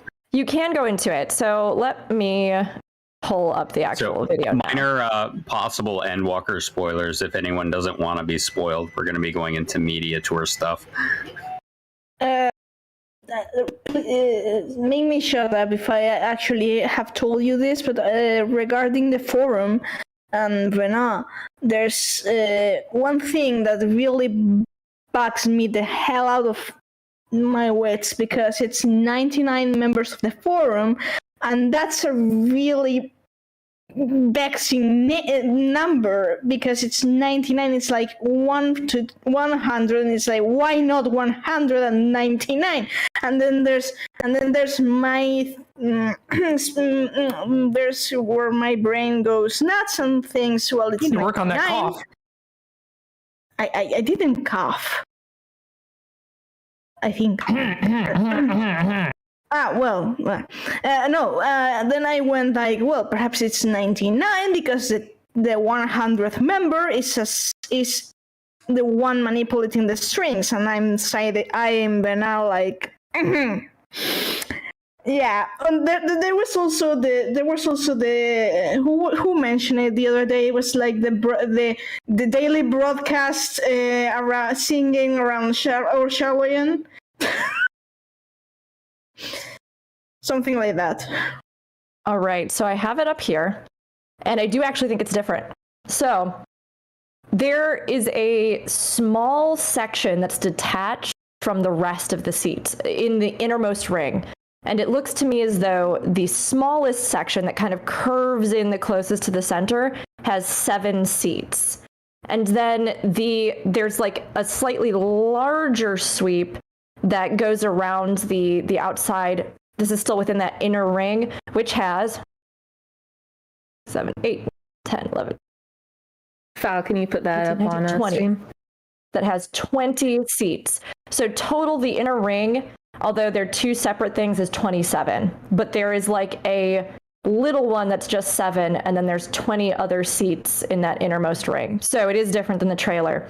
Okay, which is not unprecedented. We've seen a lot of differences between the trailer and the in-game before. Sorry, guys. I'm getting this. Like the 100-something Red Railsveggers, whatever. Yeah, where I they never say murder Racefelger repeatedly. Rook's ears, oh my god. My ears just stick up a little bit. They're long. Adorable. So yeah, it is again, it's just kind of funny because you really would think there would be some kind of different symbolic number in the center. But I think it must just be that maybe they consider most of them to be equal. Maybe it's that the most veteran members sit within the seats of those top 7. It Maybe could be we're gonna we might learn more about like the specific roles of each of the people who sit in those spots. Like maybe the seven have like very specific ministerial positions, like someone who runs agriculture, someone who runs the interior, someone who does foreign policy, that kind of thing. No, they changed the desk layout, ruining our hypothesis. Sorry, everybody. I'm so sorry. It's okay. Shadow Vanah government goes. You know, this actually strikes me as funny because somewhere I read that we were originally going to straight up go to Garlemald, and they had to destroy it because it was too predictable. So now it's blown up, and we don't get we don't get our favorite thing because. Way to go, guys! How dare you predict things? Anyway, I doubt that's what happened, but it struck me as funny. They deprived me of my urban fantasy. Rude. Maybe we'll get a. But at least I'm going to I'm going to drive the regalia the hell out of the Garlean roads. It's okay when the rejoining ends up having to happen. We'll get urban fantasy then because everything will become amortine structures, right? Totally. Yeah, Garlemald drive nothing but fiats. or if we get like a time travel expansion. This is how we find out that. Oh, sorry. No, you can go ahead. This is how we find. I'm just memeing that we find out that Garlemald, this average citizen, isn't really that bad. They all drive smart cars. They care about the environment. You know, this was funny. Somebody brought this up the other week, and the thing is, the cars look absolutely tiny, and we know that like native-born Garleans are pretty tall. So, I'm not sure how they all fit. To be honest. Like I said, they all drive fiats. Also, please tell me I'm not going to be the only person going up to like every single car in Garlemald checking if any have like bumper stickers. Yes. I have a thing Oh as my well. god! I'm gonna be meticulous. Bumper with that. stickers. I'm imagining There's gonna be Xenos like hunched over in a clown car. No, there's gonna be one car that's just burned out. Just and going to it's, school, guys. Oh, my friend, would you like a ride? Yes. Don't blame me. I voted for Nerva. I really do hope love- Nerva's alive. I do love that they kind of, I think, took the concept of, you know, well, this is a race that in this world doesn't have magic to rely on as far as something for development. And then they went, what other things do we know of that could inspire us in regards to, I don't know, races that didn't have magic and how they overcame that. And then just went, oh, like just us, like in our world. And so they kind of did that parallel with Garlemald where you know, their evolution of technology, mobility, all those sorts of things that can't be facilitated like magic, like the rest of Eorzea, now do have these solutions like a literal subway in Garlemald that you can go to, and these cars and the trains that are all ceruleum powered, because there's even one that has it open where you can see the ceruleum engine. And it's kind of I think it's just a fun way to, again, take inspiration from our own world and then put it in there. And I think with a lot of the discussion of this idea of like humanizing the Garlean Empire, I do actually think it's really lovely in a sense, as long as it isn't like and this will excuse all their crimes. But Exactly. I very much think that they showed that they have been pretty conscious of that, particularly with the weapon quest line and how they handled Gaius, which showed a level of nuance in character introspection that I truly was not anticipating, and I was very much moved by. I was super moved by that quest. Yeah. The very last one. The ending of Warlit destroyed me. I did not expect that because the middle of Warlit I could not stand. Yeah. But the ending hit exactly where I wanted it to and where I needed it to for Gaius. Yeah, I was fighting people afterwards because they're like, oh, it's bad, it's lame. I'm like, you don't understand the difference between forgiveness and atonement. Gaius cannot atone, but he can be forgiven.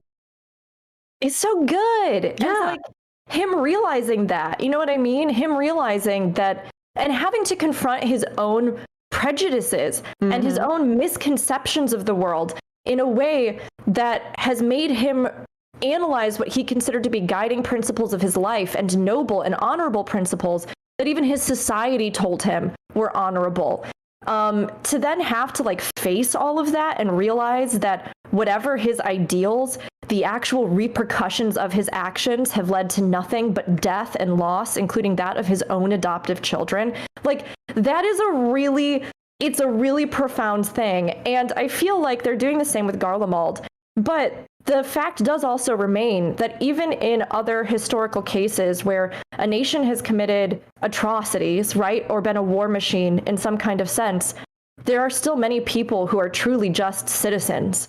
There are still people that make up yes. those countries who are just living their lives. And that's where I think we saw some of those really poignant moments in Garlemald that I got to do in the media tour, like the children's swing set that's set in front of the, like in the public welcome sort of forum. It's haunting because you do realize that there were many people who, even if in some way, shape, or form they were a part of this machine, like they themselves were otherwise innocent civilians. And it's again, I think it's a beautiful nuance that 14 is really trying to capture with that, as opposed to like wiping all their crimes off the board or humanizing Garleans. Like, it's one of those things where I think it is more of an introspective into the actual nuances of just people. Absolutely. And I'm very excited to see where they do this, what they do with this nuance, especially because we've seen a lot of the citizens like just in the subway system or like in that outlying settlement from the media tour. Like I can't wait to just talk to them. It's like I love when they do that thing. It's like how can I say it?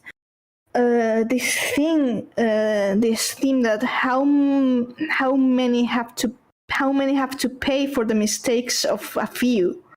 And that's pretty much the entire backbone of Final Fantasy XIV. It really Not is. to mention, I was just going to say that the angle they're being forced to take with Garlemald is similar in principle to that of Yulmore, right? Like the crimes of the citizens, you can't be absolved, but maybe we can move forward. It's different in scope because that's a dying world giving into gluttony and abuse versus an expanding empire under a handful of strongmen. But it's interesting how they have to humanize both groups anyway, because they are in fact real people living in those societies. It's also interesting to see how the player base reacts to it, because the point just goes over so many people's heads. Like the amount of times I've seen people like, oh yeah, I can't wait to go to Garlemald and kill everyone. And I'm just like, it betrays a sort of a mindset where something is all good or all bad, and it's black and white and there's no in between. Humans, we live in shades of gray. None of us can say I'm a perfect person and I've never messed up. We're all imperfect. We all do stuff we shouldn't have, and hopefully we learn and grow from that, but we don't always. And I think it's good. Characters that have that same kind of growth, that same, interplay of good and evil, where they try to pick which side is going to win in them each day, are really good that way. But some people don't like that reminder. Yeah, I think this game is exemplary in showcasing that good people can do evil things, and just regular people can do evil things because they think they're right, and they're doing what they think is best for them and the ones that they love. And a lot of people in Garlemald, I'm sure, were saying, I need to do this for my family, for my kids, so that they can have a world that they don't have to worry about the middle of the night, some beast man walking up and summoning a primal right in their backyard, or an icon in their backyard, and smashing and killing them. So I need to go and conquer Eorzea to make sure that doesn't happen. Well, but even more fascinatingly, because the primals are a big thing, right? But we kind of know now retroactively, and kind of spoiler warning, everybody. I mean, we've been mentioning them, but like we know retroactively that a lot of that fear mongering of primals in particular, which again, here we go into this discussion of like real life parallels. Oh my gosh, I had a siren go by. I like how before the podcast today I was like, usually it's not a problem, and then today my city is like, I will make it your problem. It's life, it happens.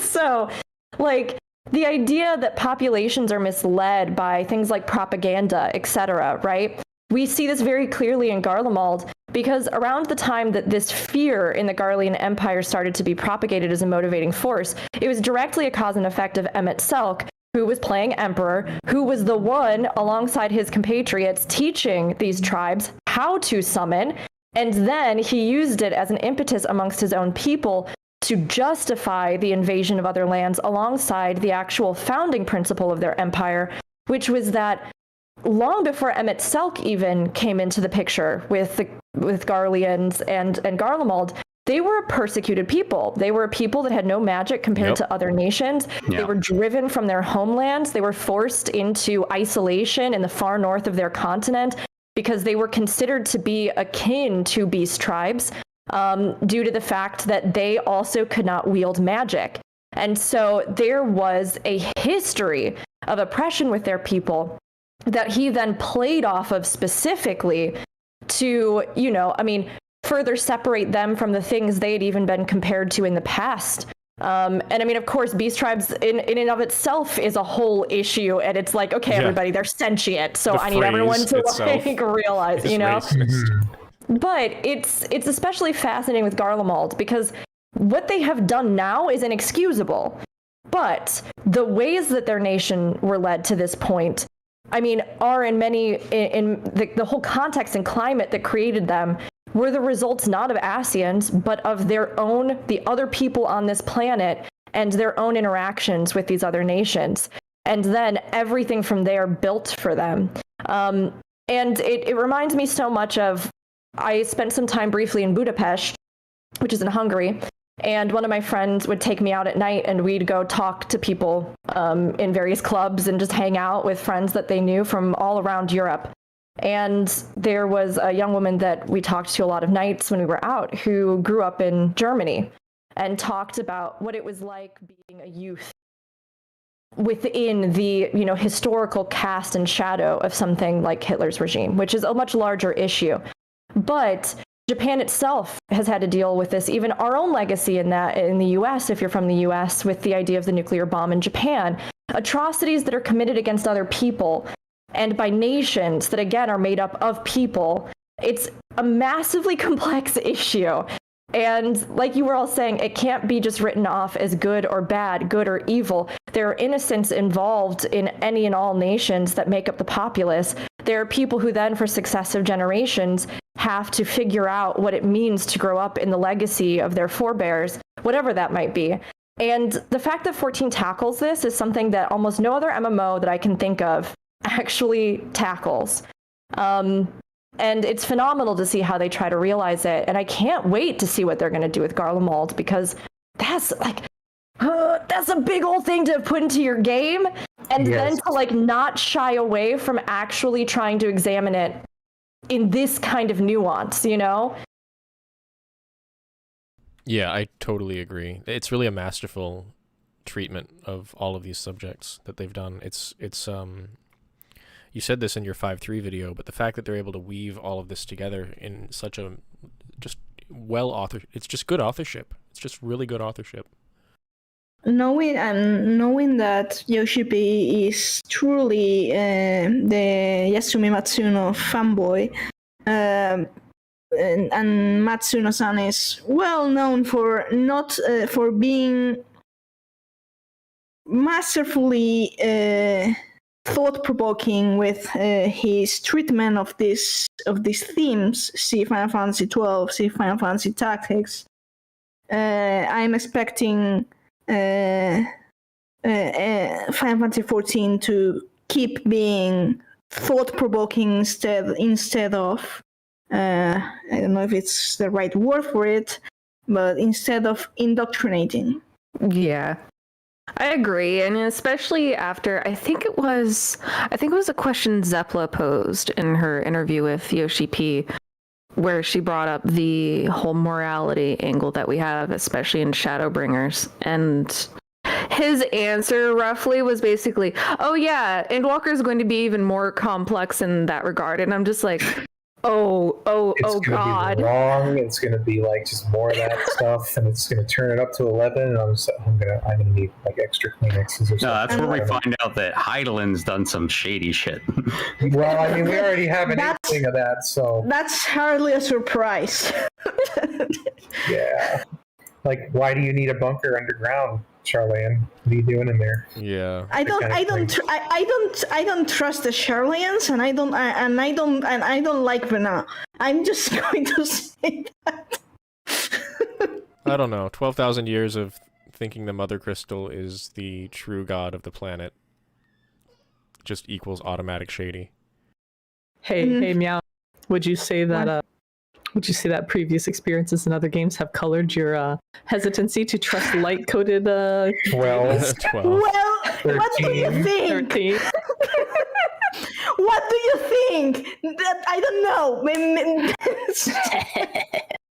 I made you go through that so you could understand me. Oh, it worked. And now you understand, Nila. Oh, yes. But yes, there's a lot of Final Fantasy 13 really instills not trusting the gods at all in you. I will say, I do get some of those themes from the Final Fantasy info and lore that we've been given, is that, like, gods are not a thing you should be relying on, perhaps. Kill them. That's what 16 is. Kill the gods. I mean, one of the things that I found really interesting from exploring at least the new maps and stuff with media tour coverage was that as I was breaking down a lot of the parallels that they kind of worked in and a lot of the mythologies that they seem to be reiterating and or mentalities that, you know, people have grappled with over many different philosophies, ancient civilizations, current civilizations, I was surprised that a lot of those references tend to be more, I think, along the lines of,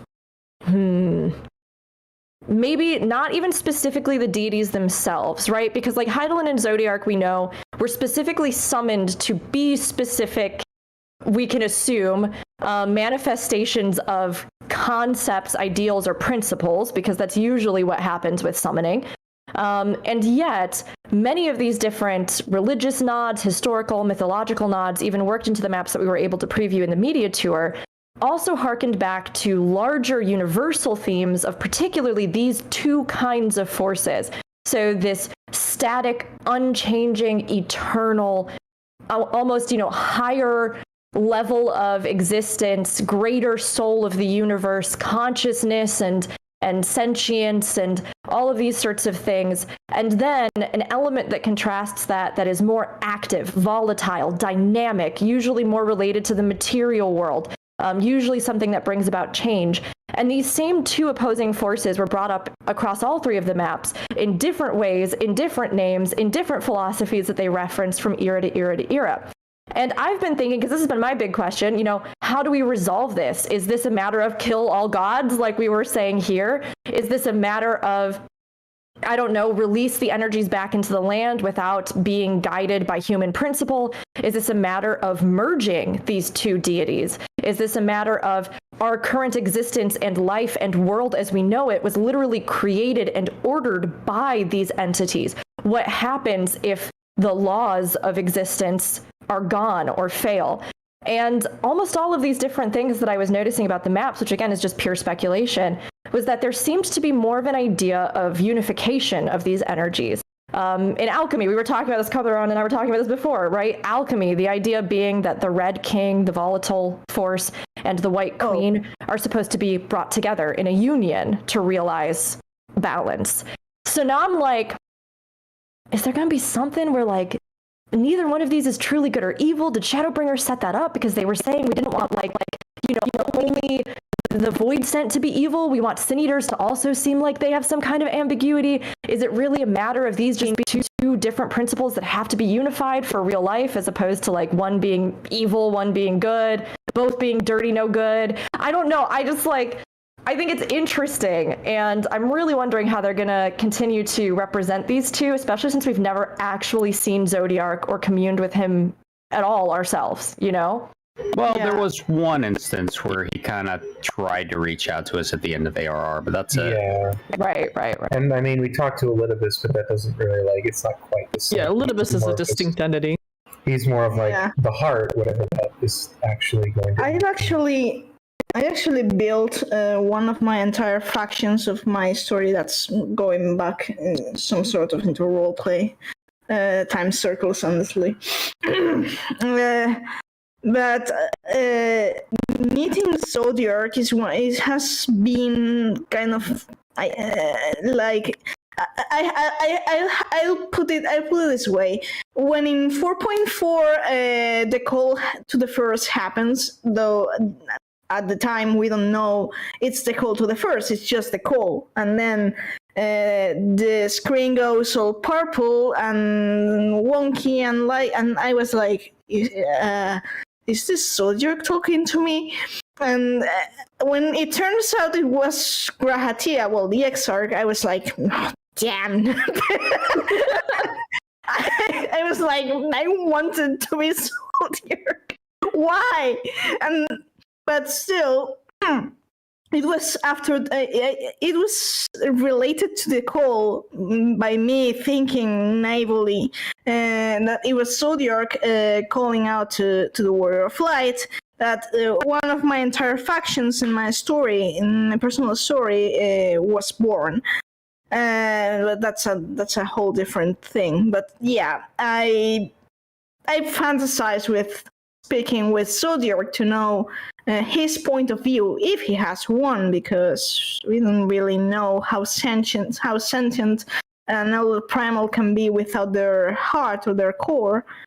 But I mean, I'm kind of expecting Zodiac to either be, of course, pissed as Bahamut would be, because who wouldn't after being 12,000 years of imprisonment, or being completely scared because he is the elder primal of hope, and then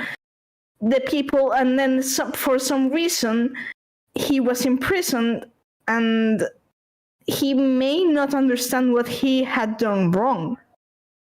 And he's like, just imagine, this point of view, like, I've saved these people, and where did I go wrong for them to imprison me? Because in truth, Vena's faction, sundered him before he actually got the chance to do anything wrong. I don't know if I'm making any sense. I'm just rambling. You were saying he got sundered before he did anything wrong. Yeah, I mean, I think that's arguable. Was it really him? Was it really he doing the thing? I mean, it's like no, but it's agency and heart and sentience. It's all a big question. Right. We don't know enough from what Hippolytus and Emmett told us to really know for sure how much was his will and how much was the convocation using him not only to fix the final days, but then to try and deal with the aftermath and just keep offering sacrifices and sacrifices. And that was what prompted Venon and their faction's reaction. Yeah, it was doing it twice is enough. Let's not do it a third time. Oh wait, exactly. They're not going to stop. Exactly. And they're like, this is an imperfect solution, and we need something that's more permanent. I'm so excited for the third path, whatever it ends up being. Yes. I'm expecting that synthesis thing, that merger, that realigning of things. Again, using Zodiac for a third time may not have been the best solution, but that wasn't Vena and her group's decision to make. Yeah, this is the question we have about, and I don't want to derail too much, but this is a legitimate issue, right? It's Vena's core group was presumably making a decision amongst a very small group of at nature rebellious figures trying to save the world. And the story we got in Amarot is that the entire citizenry was behind what the convocation was doing. They in short agreed, and then the task was co-opted by the other faction. It's just far more sided with Zodiac's side than with Heidel. And yet, it's also pretty interesting that the Ancients and Amarot itself has a parallel to what we've both pointed out and seen in Charlian and also in Garlemald. For sure.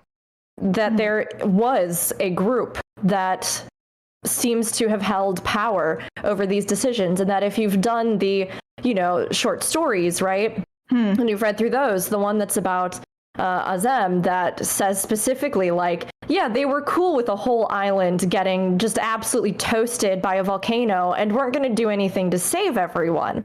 So you again have this, this I guess decision, this conversation where how can you ever truly have an absolute representation of all people and their will?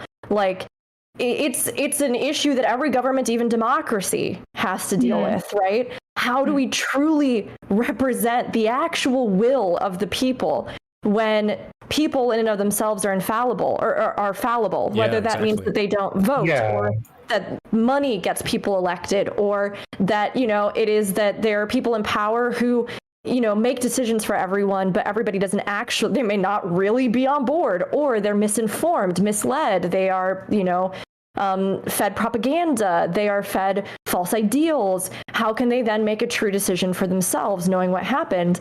So it is really difficult, because it seems like more than anything, the summoning of Zodiark and Hydaelyn was a discussion of ideals, a discussion of what makes for a world that we consider to be stable and prosperous or good, what makes for a reality that we consider to be, I guess you could say, benevolent, but at least not actively trying to murder us all, And I've often thought about what went into that decision, and how many people did they even talk to? Because they take a lot of time at the beginning of when you first go to the Phantom Amarant of stressing that the convocation was just I guess almost first among equals. They weren't really considered a government per se, more just like stewards above stewards, just sort of a sort of slightly higher rung, the best and brightest, but not anything necessarily special per se. They didn't think of them as rulers in the sense that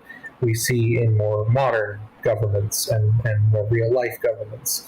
And that I always thought from that basis that maybe they probably had active discussion with just every citizen they could get an input on whether they should be doing this or not. And that when La Habrea was coming up with the idea for Zodiark, it was presumably in collaboration with others in the Anadirs.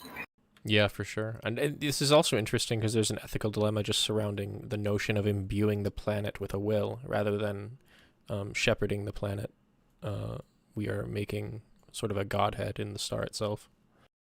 I don't really want to go Machiavellian, but to be fair, I would prefer a practical society than a benevolent society. It's kind of, it's the same. It's ethical. It's if it could be both, it would be best. But if you have to choose one, go for the one that works. Yeah, it'll be I'm incredibly curious to see what other illumination they provide about the context of all of this. The origins of these entities, the ways that they may have played into what we know, how life may exist or be sustained even in the shards in the way that they are now, what this all means in a larger sense. And it would be great to hear from a different faction, Venat maybe being the voice for that, other than just the Asians and their sort of group, which I think, we've seen a lot of very interesting things with, and I love my old crusty man, Emmett Selk. He's one of my favorite characters. He's one of the characters I'm sad is gone now. Don't say that. Don't say gone. Debatable. I think he'll be back, even if sort of, kind of. It is believed that he was destroyed. It is believed he broke that AR site. I don't believe he did. I hope truly that he isn't. We have the poem. But I would like to hear more about just our entire understanding of everything. I want to know in particular as much more detail as possible about what motivated Azem's decision to stand apart from both sides. Same. Super same. It would have been so easy for them to stay with the convocation and support their decision, but they're the only one who didn't. They're the only one who didn't. And then they had overtures from that side. They didn't go with that either. I want to know more about what motivated them. Was it their experiences of going out into the world and seeing things firsthand and trying to solve things on their own that motivated them? I want to know more about that. And how will that color us if we find out about it later on, being their reincarnation? For sure. I've come up to terms with him being, not coming back to stay, but it's undeniable. A number. How many? 1, 2, 3, 4. 4 of my characters are kind of, in some way, they are related to Emmett Silk's character. I wouldn't mind having him nagging the word of light over terrible spaceship piloting skills. Coming back just enough, long enough to be able to drag our butts one more time. This time untempered. Yeah. That would be so good. I just want to have a chance at the very least to say a proper goodbye to him once we've had that chance to actually like interact at least a little bit with like him being untempered and us knowing more about him and his relation to us. But if he came back permanently, I would never want for anything ever again. I kind of want an anime style summon all 13 during the final encounter. Yes, bring the band back together. The idea being, with the exception of Fandaniel, if any of them survived, they might be untempered. I have a feeling Fandaniel would be there too, and it would be very curious to see what the context would be. Maybe an uncorrupted Fandaniel? Maybe the faithful returns. Don't give me hope. Or Fandaniel comes back and he's like super pissed because he wanted to die and we brought him back for Guys, I wanted to die. What the heck? No, this is your punishment. You have to live now. Yep. So, you have to live and clean up the mess. Yeah, you have to live. I'm going to put a collar on you. I'm also curious to see what the ASEAN situation is going to be relative to Pandemonium being after 6.0. That gives me hope too that there'll be some role for them post Zodiac, and I'm gonna meet up with the old Emperor of Heaven and Hell. Oh God! Yeah. Come on, La Habrea. Let's talk. Let's talk, Mattias. Let's talk. Sorry about that whole eyeball thing. Yeah. Can't wait to learn you more. Yeah, it would even be so great. We know, and I was so bummed, but I can only assume maybe they saved some of this for what we're gonna get here, but knowing that we had those crystals that supposedly, have all their memories, and then, obviously we use them in a very specific way, but also knowing that, like, the energy of souls and certain things like that can be transferred to things like a crystalline medium, or, even memories and information and things like jobstones, or all the many, many uses for Auracite that we've uncovered.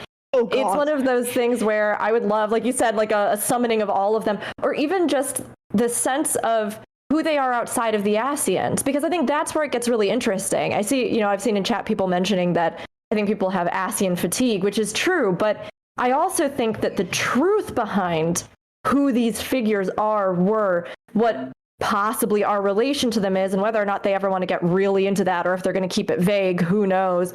But, I think that's where I would find a lot of layers of just cool stuff and even more moral complexity, right? Because it's, I think, very easy to villainize them in the sense that, they've done all these really terrible things, and many of them are truly terrible.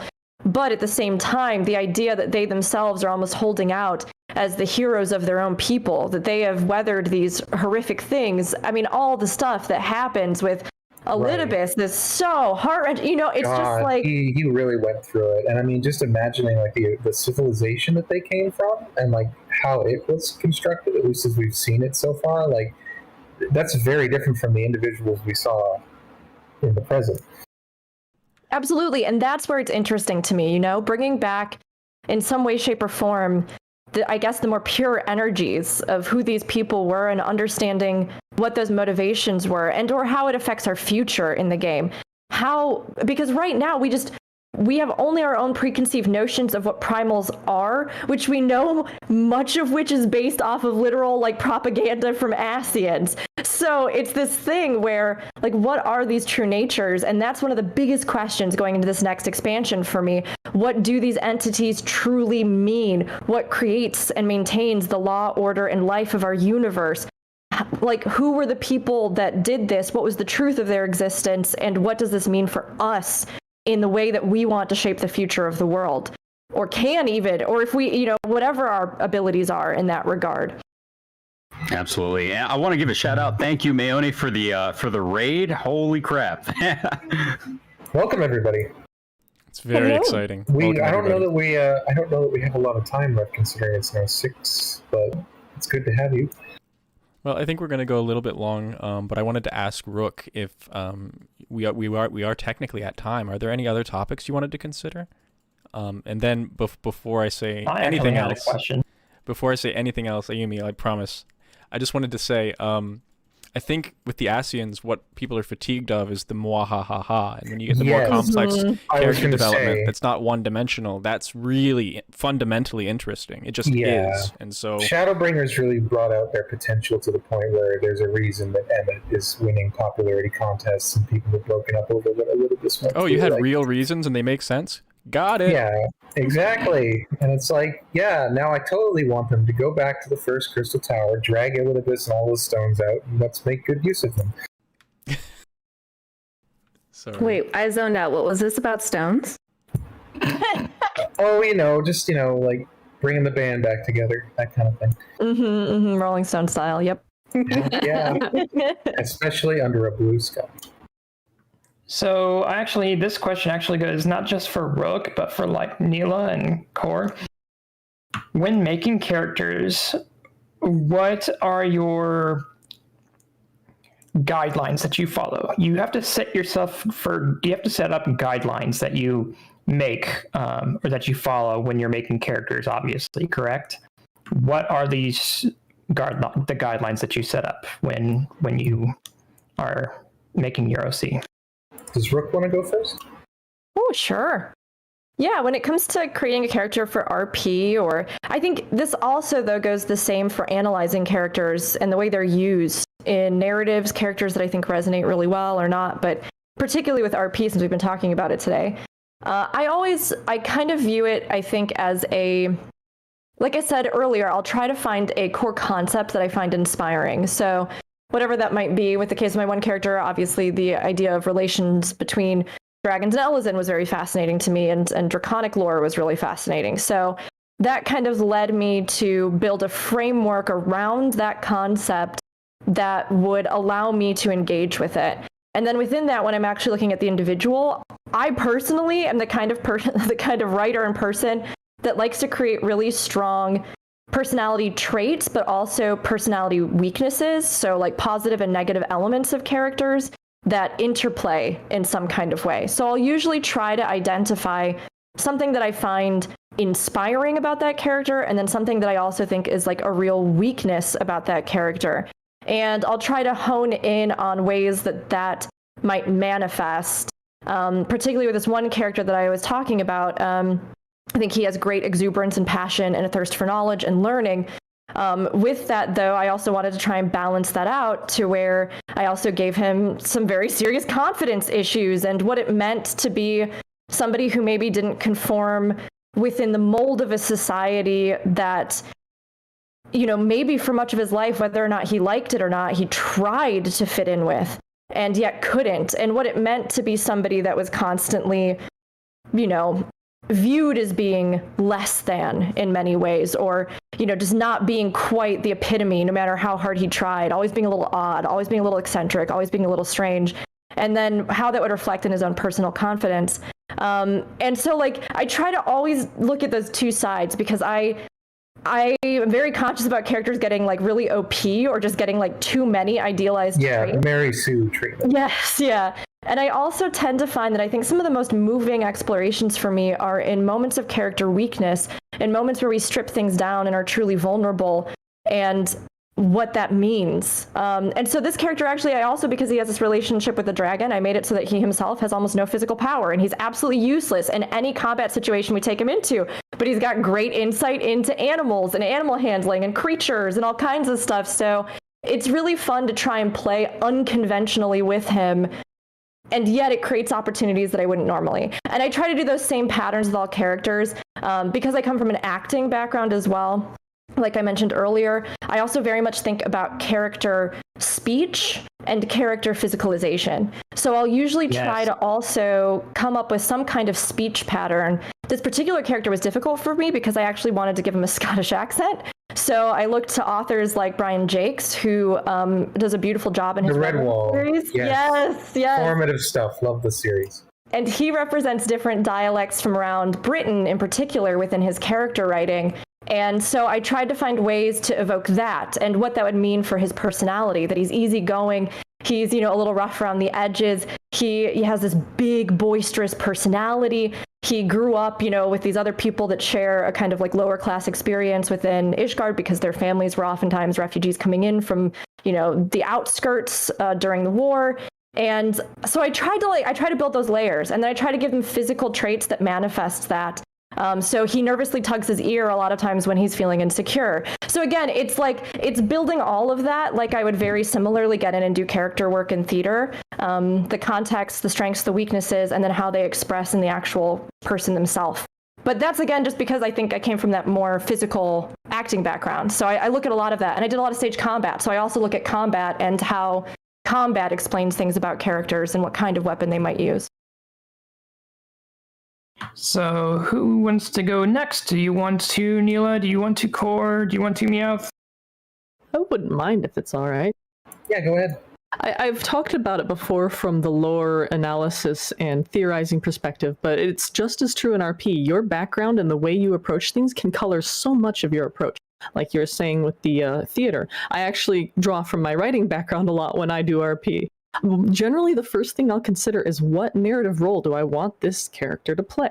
Do I want them to be a cultist, a Lamb of Dalamud? That's one I have, but I haven't played with much. I really ought to play more. Do I want them to be the hero? Do I want them to be the antagonist? So a lot of times I'll start from that perspective. Sometimes that doesn't work, though. Sometimes I need to take a different way, and then I'll have like an idea or a theory, a concept I want to explore, and I put them in a place where they can explore along the lines of whatever concept this is. Like, how do the Sahagin behave? Why does one of them have the echo? Could other Sahagin also have the echo or have it be awakened? And if all else fails, I have in the past gone and into Character Creator and started tinkering. Oh, this looks good. Oh, that looks good. And then I start saying, hey, this guy looks like he would think this, or he looks like he's kind of vain. That's a character flaw that I can use to make him more interesting. There's a lot of different ways to approach it, and I kind of just stumble around until something clicks. Because when it clicks is when it gets good, in my opinion. It does. I tend to be someone who likes to start at the very beginning of the character's origins. So I'll look at a society in a game, or like a race or any sort of thing. I'll think about what aesthetically I would want to work with, and then I start building in there. Like, I think about a character's childhood, what potential struggles they had, their social class, their access to wealth, their access to education, very nitty gritty details, and then from that basis, building out from there some kind of like personality, their potential relationships, the kinds of ways that they view the world, the way that they talk, the nitty gritty stuff again. And once I have all of that, then taking them out of that and ideally thrusting them into something completely different. That's something I've done with Lucienne, I've done that with my OC Sarah, and I've done that with many characters, both within other video games that I've played, as well as some of the original work that I've still been working on, which will hopefully, eventually, one day, be in a book that I can put out there and say, I'm just like Bonnie, I'm also a published author. That would be lovely one day. Anyway, being able to just dig into I really enjoy the process of just digging into a new character concept, even if I never end up actually taking it outside of that and using it anywhere or using it with other people in RP, just so that I can get a better sense of even just for example, if I make a Garlean character, get a better sense of Garlemald. If I make a Charlayan character, a better sense of what Charlayan is like, something of the Alpha Node Alize experience, or if they weren't necessarily going to the studium, were they involved in artisanship or something? Did they receive a different kind of education? Because everyone in Charlayan receives an education, unlike in Ishgard, where if you're in the broom, you're lucky to be literate. It's things like that. Just little things like that can take a character in all sorts of different directions that you might not initially suspect from just saying, I want to make an Ishgardian character. Well, there's a whole bunch of questions you go off of and answer before you can really say you've come up with something. And then once you have that complete thing, then it can become even more complicated once you've actually started interacting and writing with that character, like putting them in a story that you write, or writing that character in conjunction with other people's characters in RP. and that whole process is just very engaging for me. Meowth. It's your turn. Where should I begin? I mean, where do you start? What framework do you One use? of 26. I'm going to. We don't. I'm not asking about all of your characters. Like, how cool are they? What's the background? I'm like, what guidelines do you follow? What skeleton do you create to begin your character? Well, the first thing I do, you have to kind of consider that I'm mostly an analyst and theory crafter, meta. I'm not really a writer. I mean, I am a writer in a sense, but I always, when I write my things, I try to be as close as canon as I'm able to. For that, of course, I have to eat lore to great extent. And know pretty much every nook and cranny to not make a mistake and stumble into a contradiction in my character's background or the context they become and all that. That's why sometimes you guys have wondered how the hell I can manage to remember NPCs and quest lines by name, and I'm like, well, I've run through here like a number of times. 26 times in total. And that's how you were so good at trivia.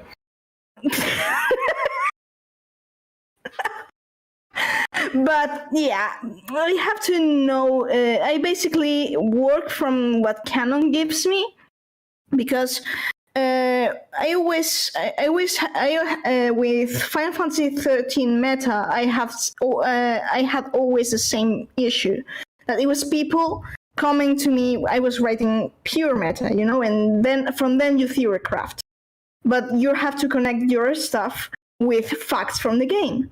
And the people came to me complaining that I was making up things, and I was like, no, I'm literally drawing this from here. And the moment I go into a theory, I warn that this is conjecture. But of course, if they come this way, if this comes this way, it's really easy to disprove them. But I always have to make people to make this. I learned that the same way, because it's like you can't project into established lore, which is something that more often than not happens. You have to stick to, if you're writing fiction, it doesn't matter. You can do whatever you want. But if you're sticking to canon, you can't project what you think this is. I don't know if I'm making any sense. But yeah, basically the structure is you get the canon, and then from there you build on top of it, but you can't change the foundations. Maybe that's easier to understand. No, that's fine. That makes total sense. And it's a big question that comes up in the community all the time, right? Like the amount of people that say, either you have to be absolutely strict lore, you aren't allowed to imagine anything beyond that, it all has to be exactly what's in the game.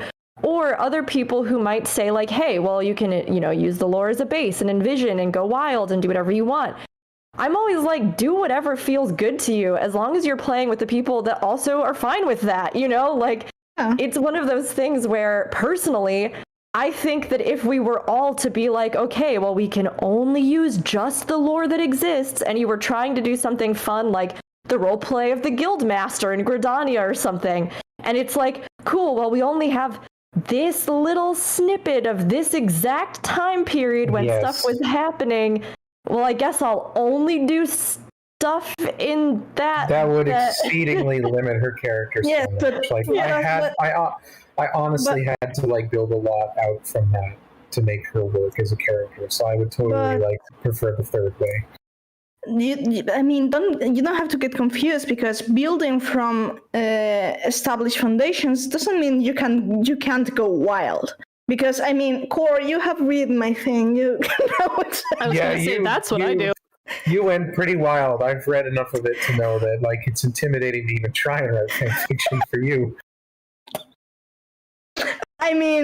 But the thing is, I go wild, but I go wild with a solid foundation. I don't know if you've gone that far. That is very true. No, you have. You made sure to make it very lore tight. It's not out of the realm of possibility that any of this could have come from the dev team, even if it's these different factions that you've created and stuff. Yes, and the only problem with working like that is that if you make an assumption, with this always the issue with theory crafting, if you build upon an assumption, then if the story progresses or new information is released that contradicts your assumption, then you have to change the whole fucking thing. And this happened to me once with the faction of the Guardians of Darkness, when I was almost completely sure that we were going to meet Zodiac and all that, and then Shadowbringers decided to give me the middle finger, and I was like, okay, how do I solve this thing? And then I twisted around the thing and made That's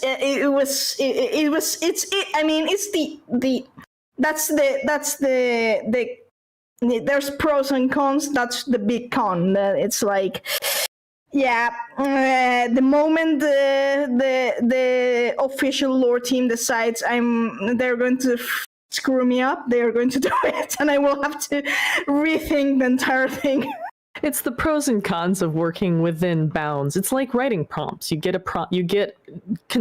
restrictions that let you develop without having all this other stuff that could be too much. But sometimes you got to go back to the drawing board or at least tweak stuff. Yeah, and sometimes the thing you theorized does come true. Yep. Which was the case with the character that I was talking about. That's actually my avatar today, right?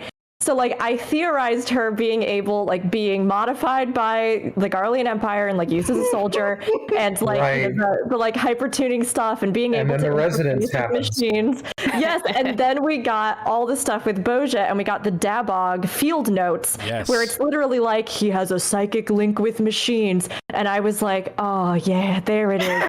There's the thing that I can pull up anytime somebody's like, there's no way this could work. And I'd be like, have you been through Castor Mabania lately? Yes. And that was all stuff that had inspired me with it, right? And so it was so fun to see that the team had also been thinking about ways they could extend that same concept. You roll with it. You just see the game changes over time. Sometimes they contradict their own lore, but I think really they are usually incredibly good at rolling everything together in just such a coherent way that so many other games are they really struggle with in this kind of long-term MMO format. The funny thing? The funny thing? It happened to me with one of my characters.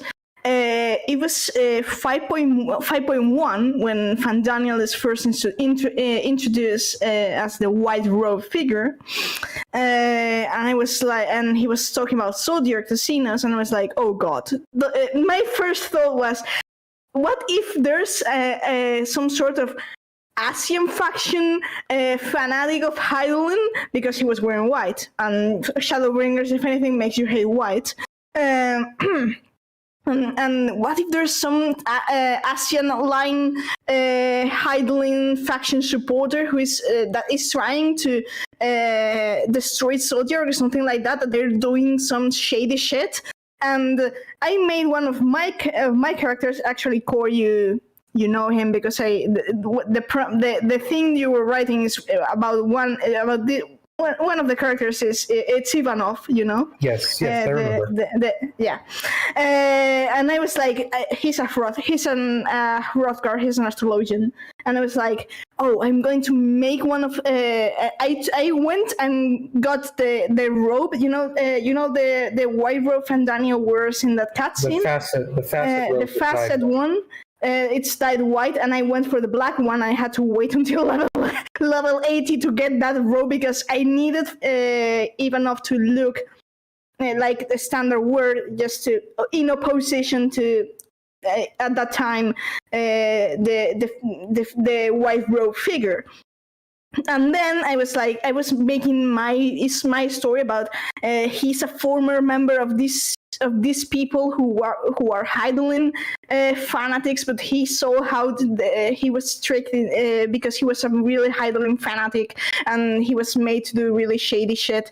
But he realized, and he whole ass. And then 5.3 came, and I was like, well, shit. I was kind of, well, I have to rethink this whole thing. And then 5.4 came, and they gave me the Telophoroi, and I was like, okay, I got a new idea. Ivanov was a former Telophoroi whose faith who was tricked by Fandaniel to be used for his faith on Hydaelyn to be used for his nefarious ends, and then he realized on whole ass. You did a good job of rolling with the punches, essentially.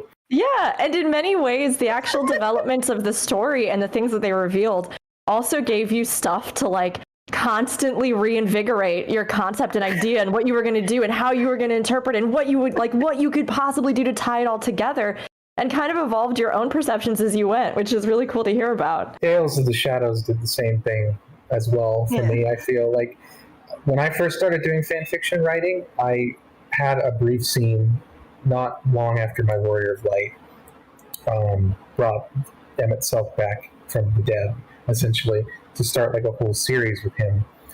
She handed him a bottle of wine, and then later, like a month later, they gave us the story where Azem goes and rescues all those grapes on that island, and that's so their excuse for going over there. And I'm like, oh, okay, this is brilliant. And then like working wine and stuff into their relationship ever since has been just like a nice serendipitous thing, and making light of that story.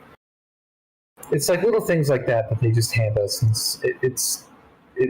they even advertise the game of like, tell your own story in a lot of ways. Like, we want to leave it open for you to make your own character and tell your own story within this world that we're giving you, and I really appreciate that about what the dev team does. All right, I think that about does it for today. Thank you all for joining us. Rook, thank you again. I really appreciate all you for being here. And if anyone has any last words, please feel free to jump in before we wrap it up. Yes, thank you for joining us, Rook. Next weekend, we're still looking into subjects. So if you do have anything you want to suggest, hit us up on either our Discord or our Twitter. We will sift through the topics. We'll pick one that we like, that we can kind of look into and discuss next weekend, or we'll find one of our own. We just like hearing from you guys. So,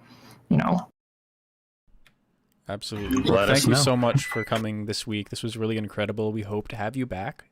Oh, of course. Thank you for having me. It was so great to get to talk with all of you, and I was so glad and honored to get the invite. So thank you. No problem. This has been very enjoyable. Very exciting too. Thank you all. Pleasure. Yes. Rook, do you have somewhere where people can find you? Yes, absolutely. So I am usually live throughout the week over on my Twitch channel, twitch.tv Bird of Chess. And you can find videos of mine over on YouTube, which is something we started here in the last year, which is also Bird of Chess on YouTube. If I'm not streaming and if there's not a new video going up, you can find me over on the Aetheryte Radio podcast on Saturdays for Final Fantasy XIV with Gamer Escape. And then on Fridays, you can oftentimes find me on the Guild Wars 2 podcast, The Lightbringers. And in case anybody missed it and you would kindly like to, hear my own lore shenanigans that I did for the media tour this year, I was so excited to be invited. And over on my YouTube channel, I actually did do lore tours of the zones Thavnair, Old Charlian, and the Garlemald video is coming out soon. A lot of research went into those, and my channel editors really knocked it out of the park. So really, if you are a lore fan and you want to check it out, it would mean the world. And just as a little note, soon, very soon here in the next week, my channels are actually all going to be switching. So you'll be able to find me at Rookuri, Rookuri, which will be the new official channel name across everything on Twitter as well. So right now it's all Bird of Chess, but soon it'll be different. Awesome, and can confirm those lore videos are fantastic. Please do check them out. All right. Well, Thanks again for coming out. I guess I'll close it up. Thank you again. And for all of our YouTube people, please don't forget to like, subscribe, and hit the notification bell on Rook as well as us. Have an excellent rest of the weekend. We'll see you next week. Take care, everybody. See you. Bye.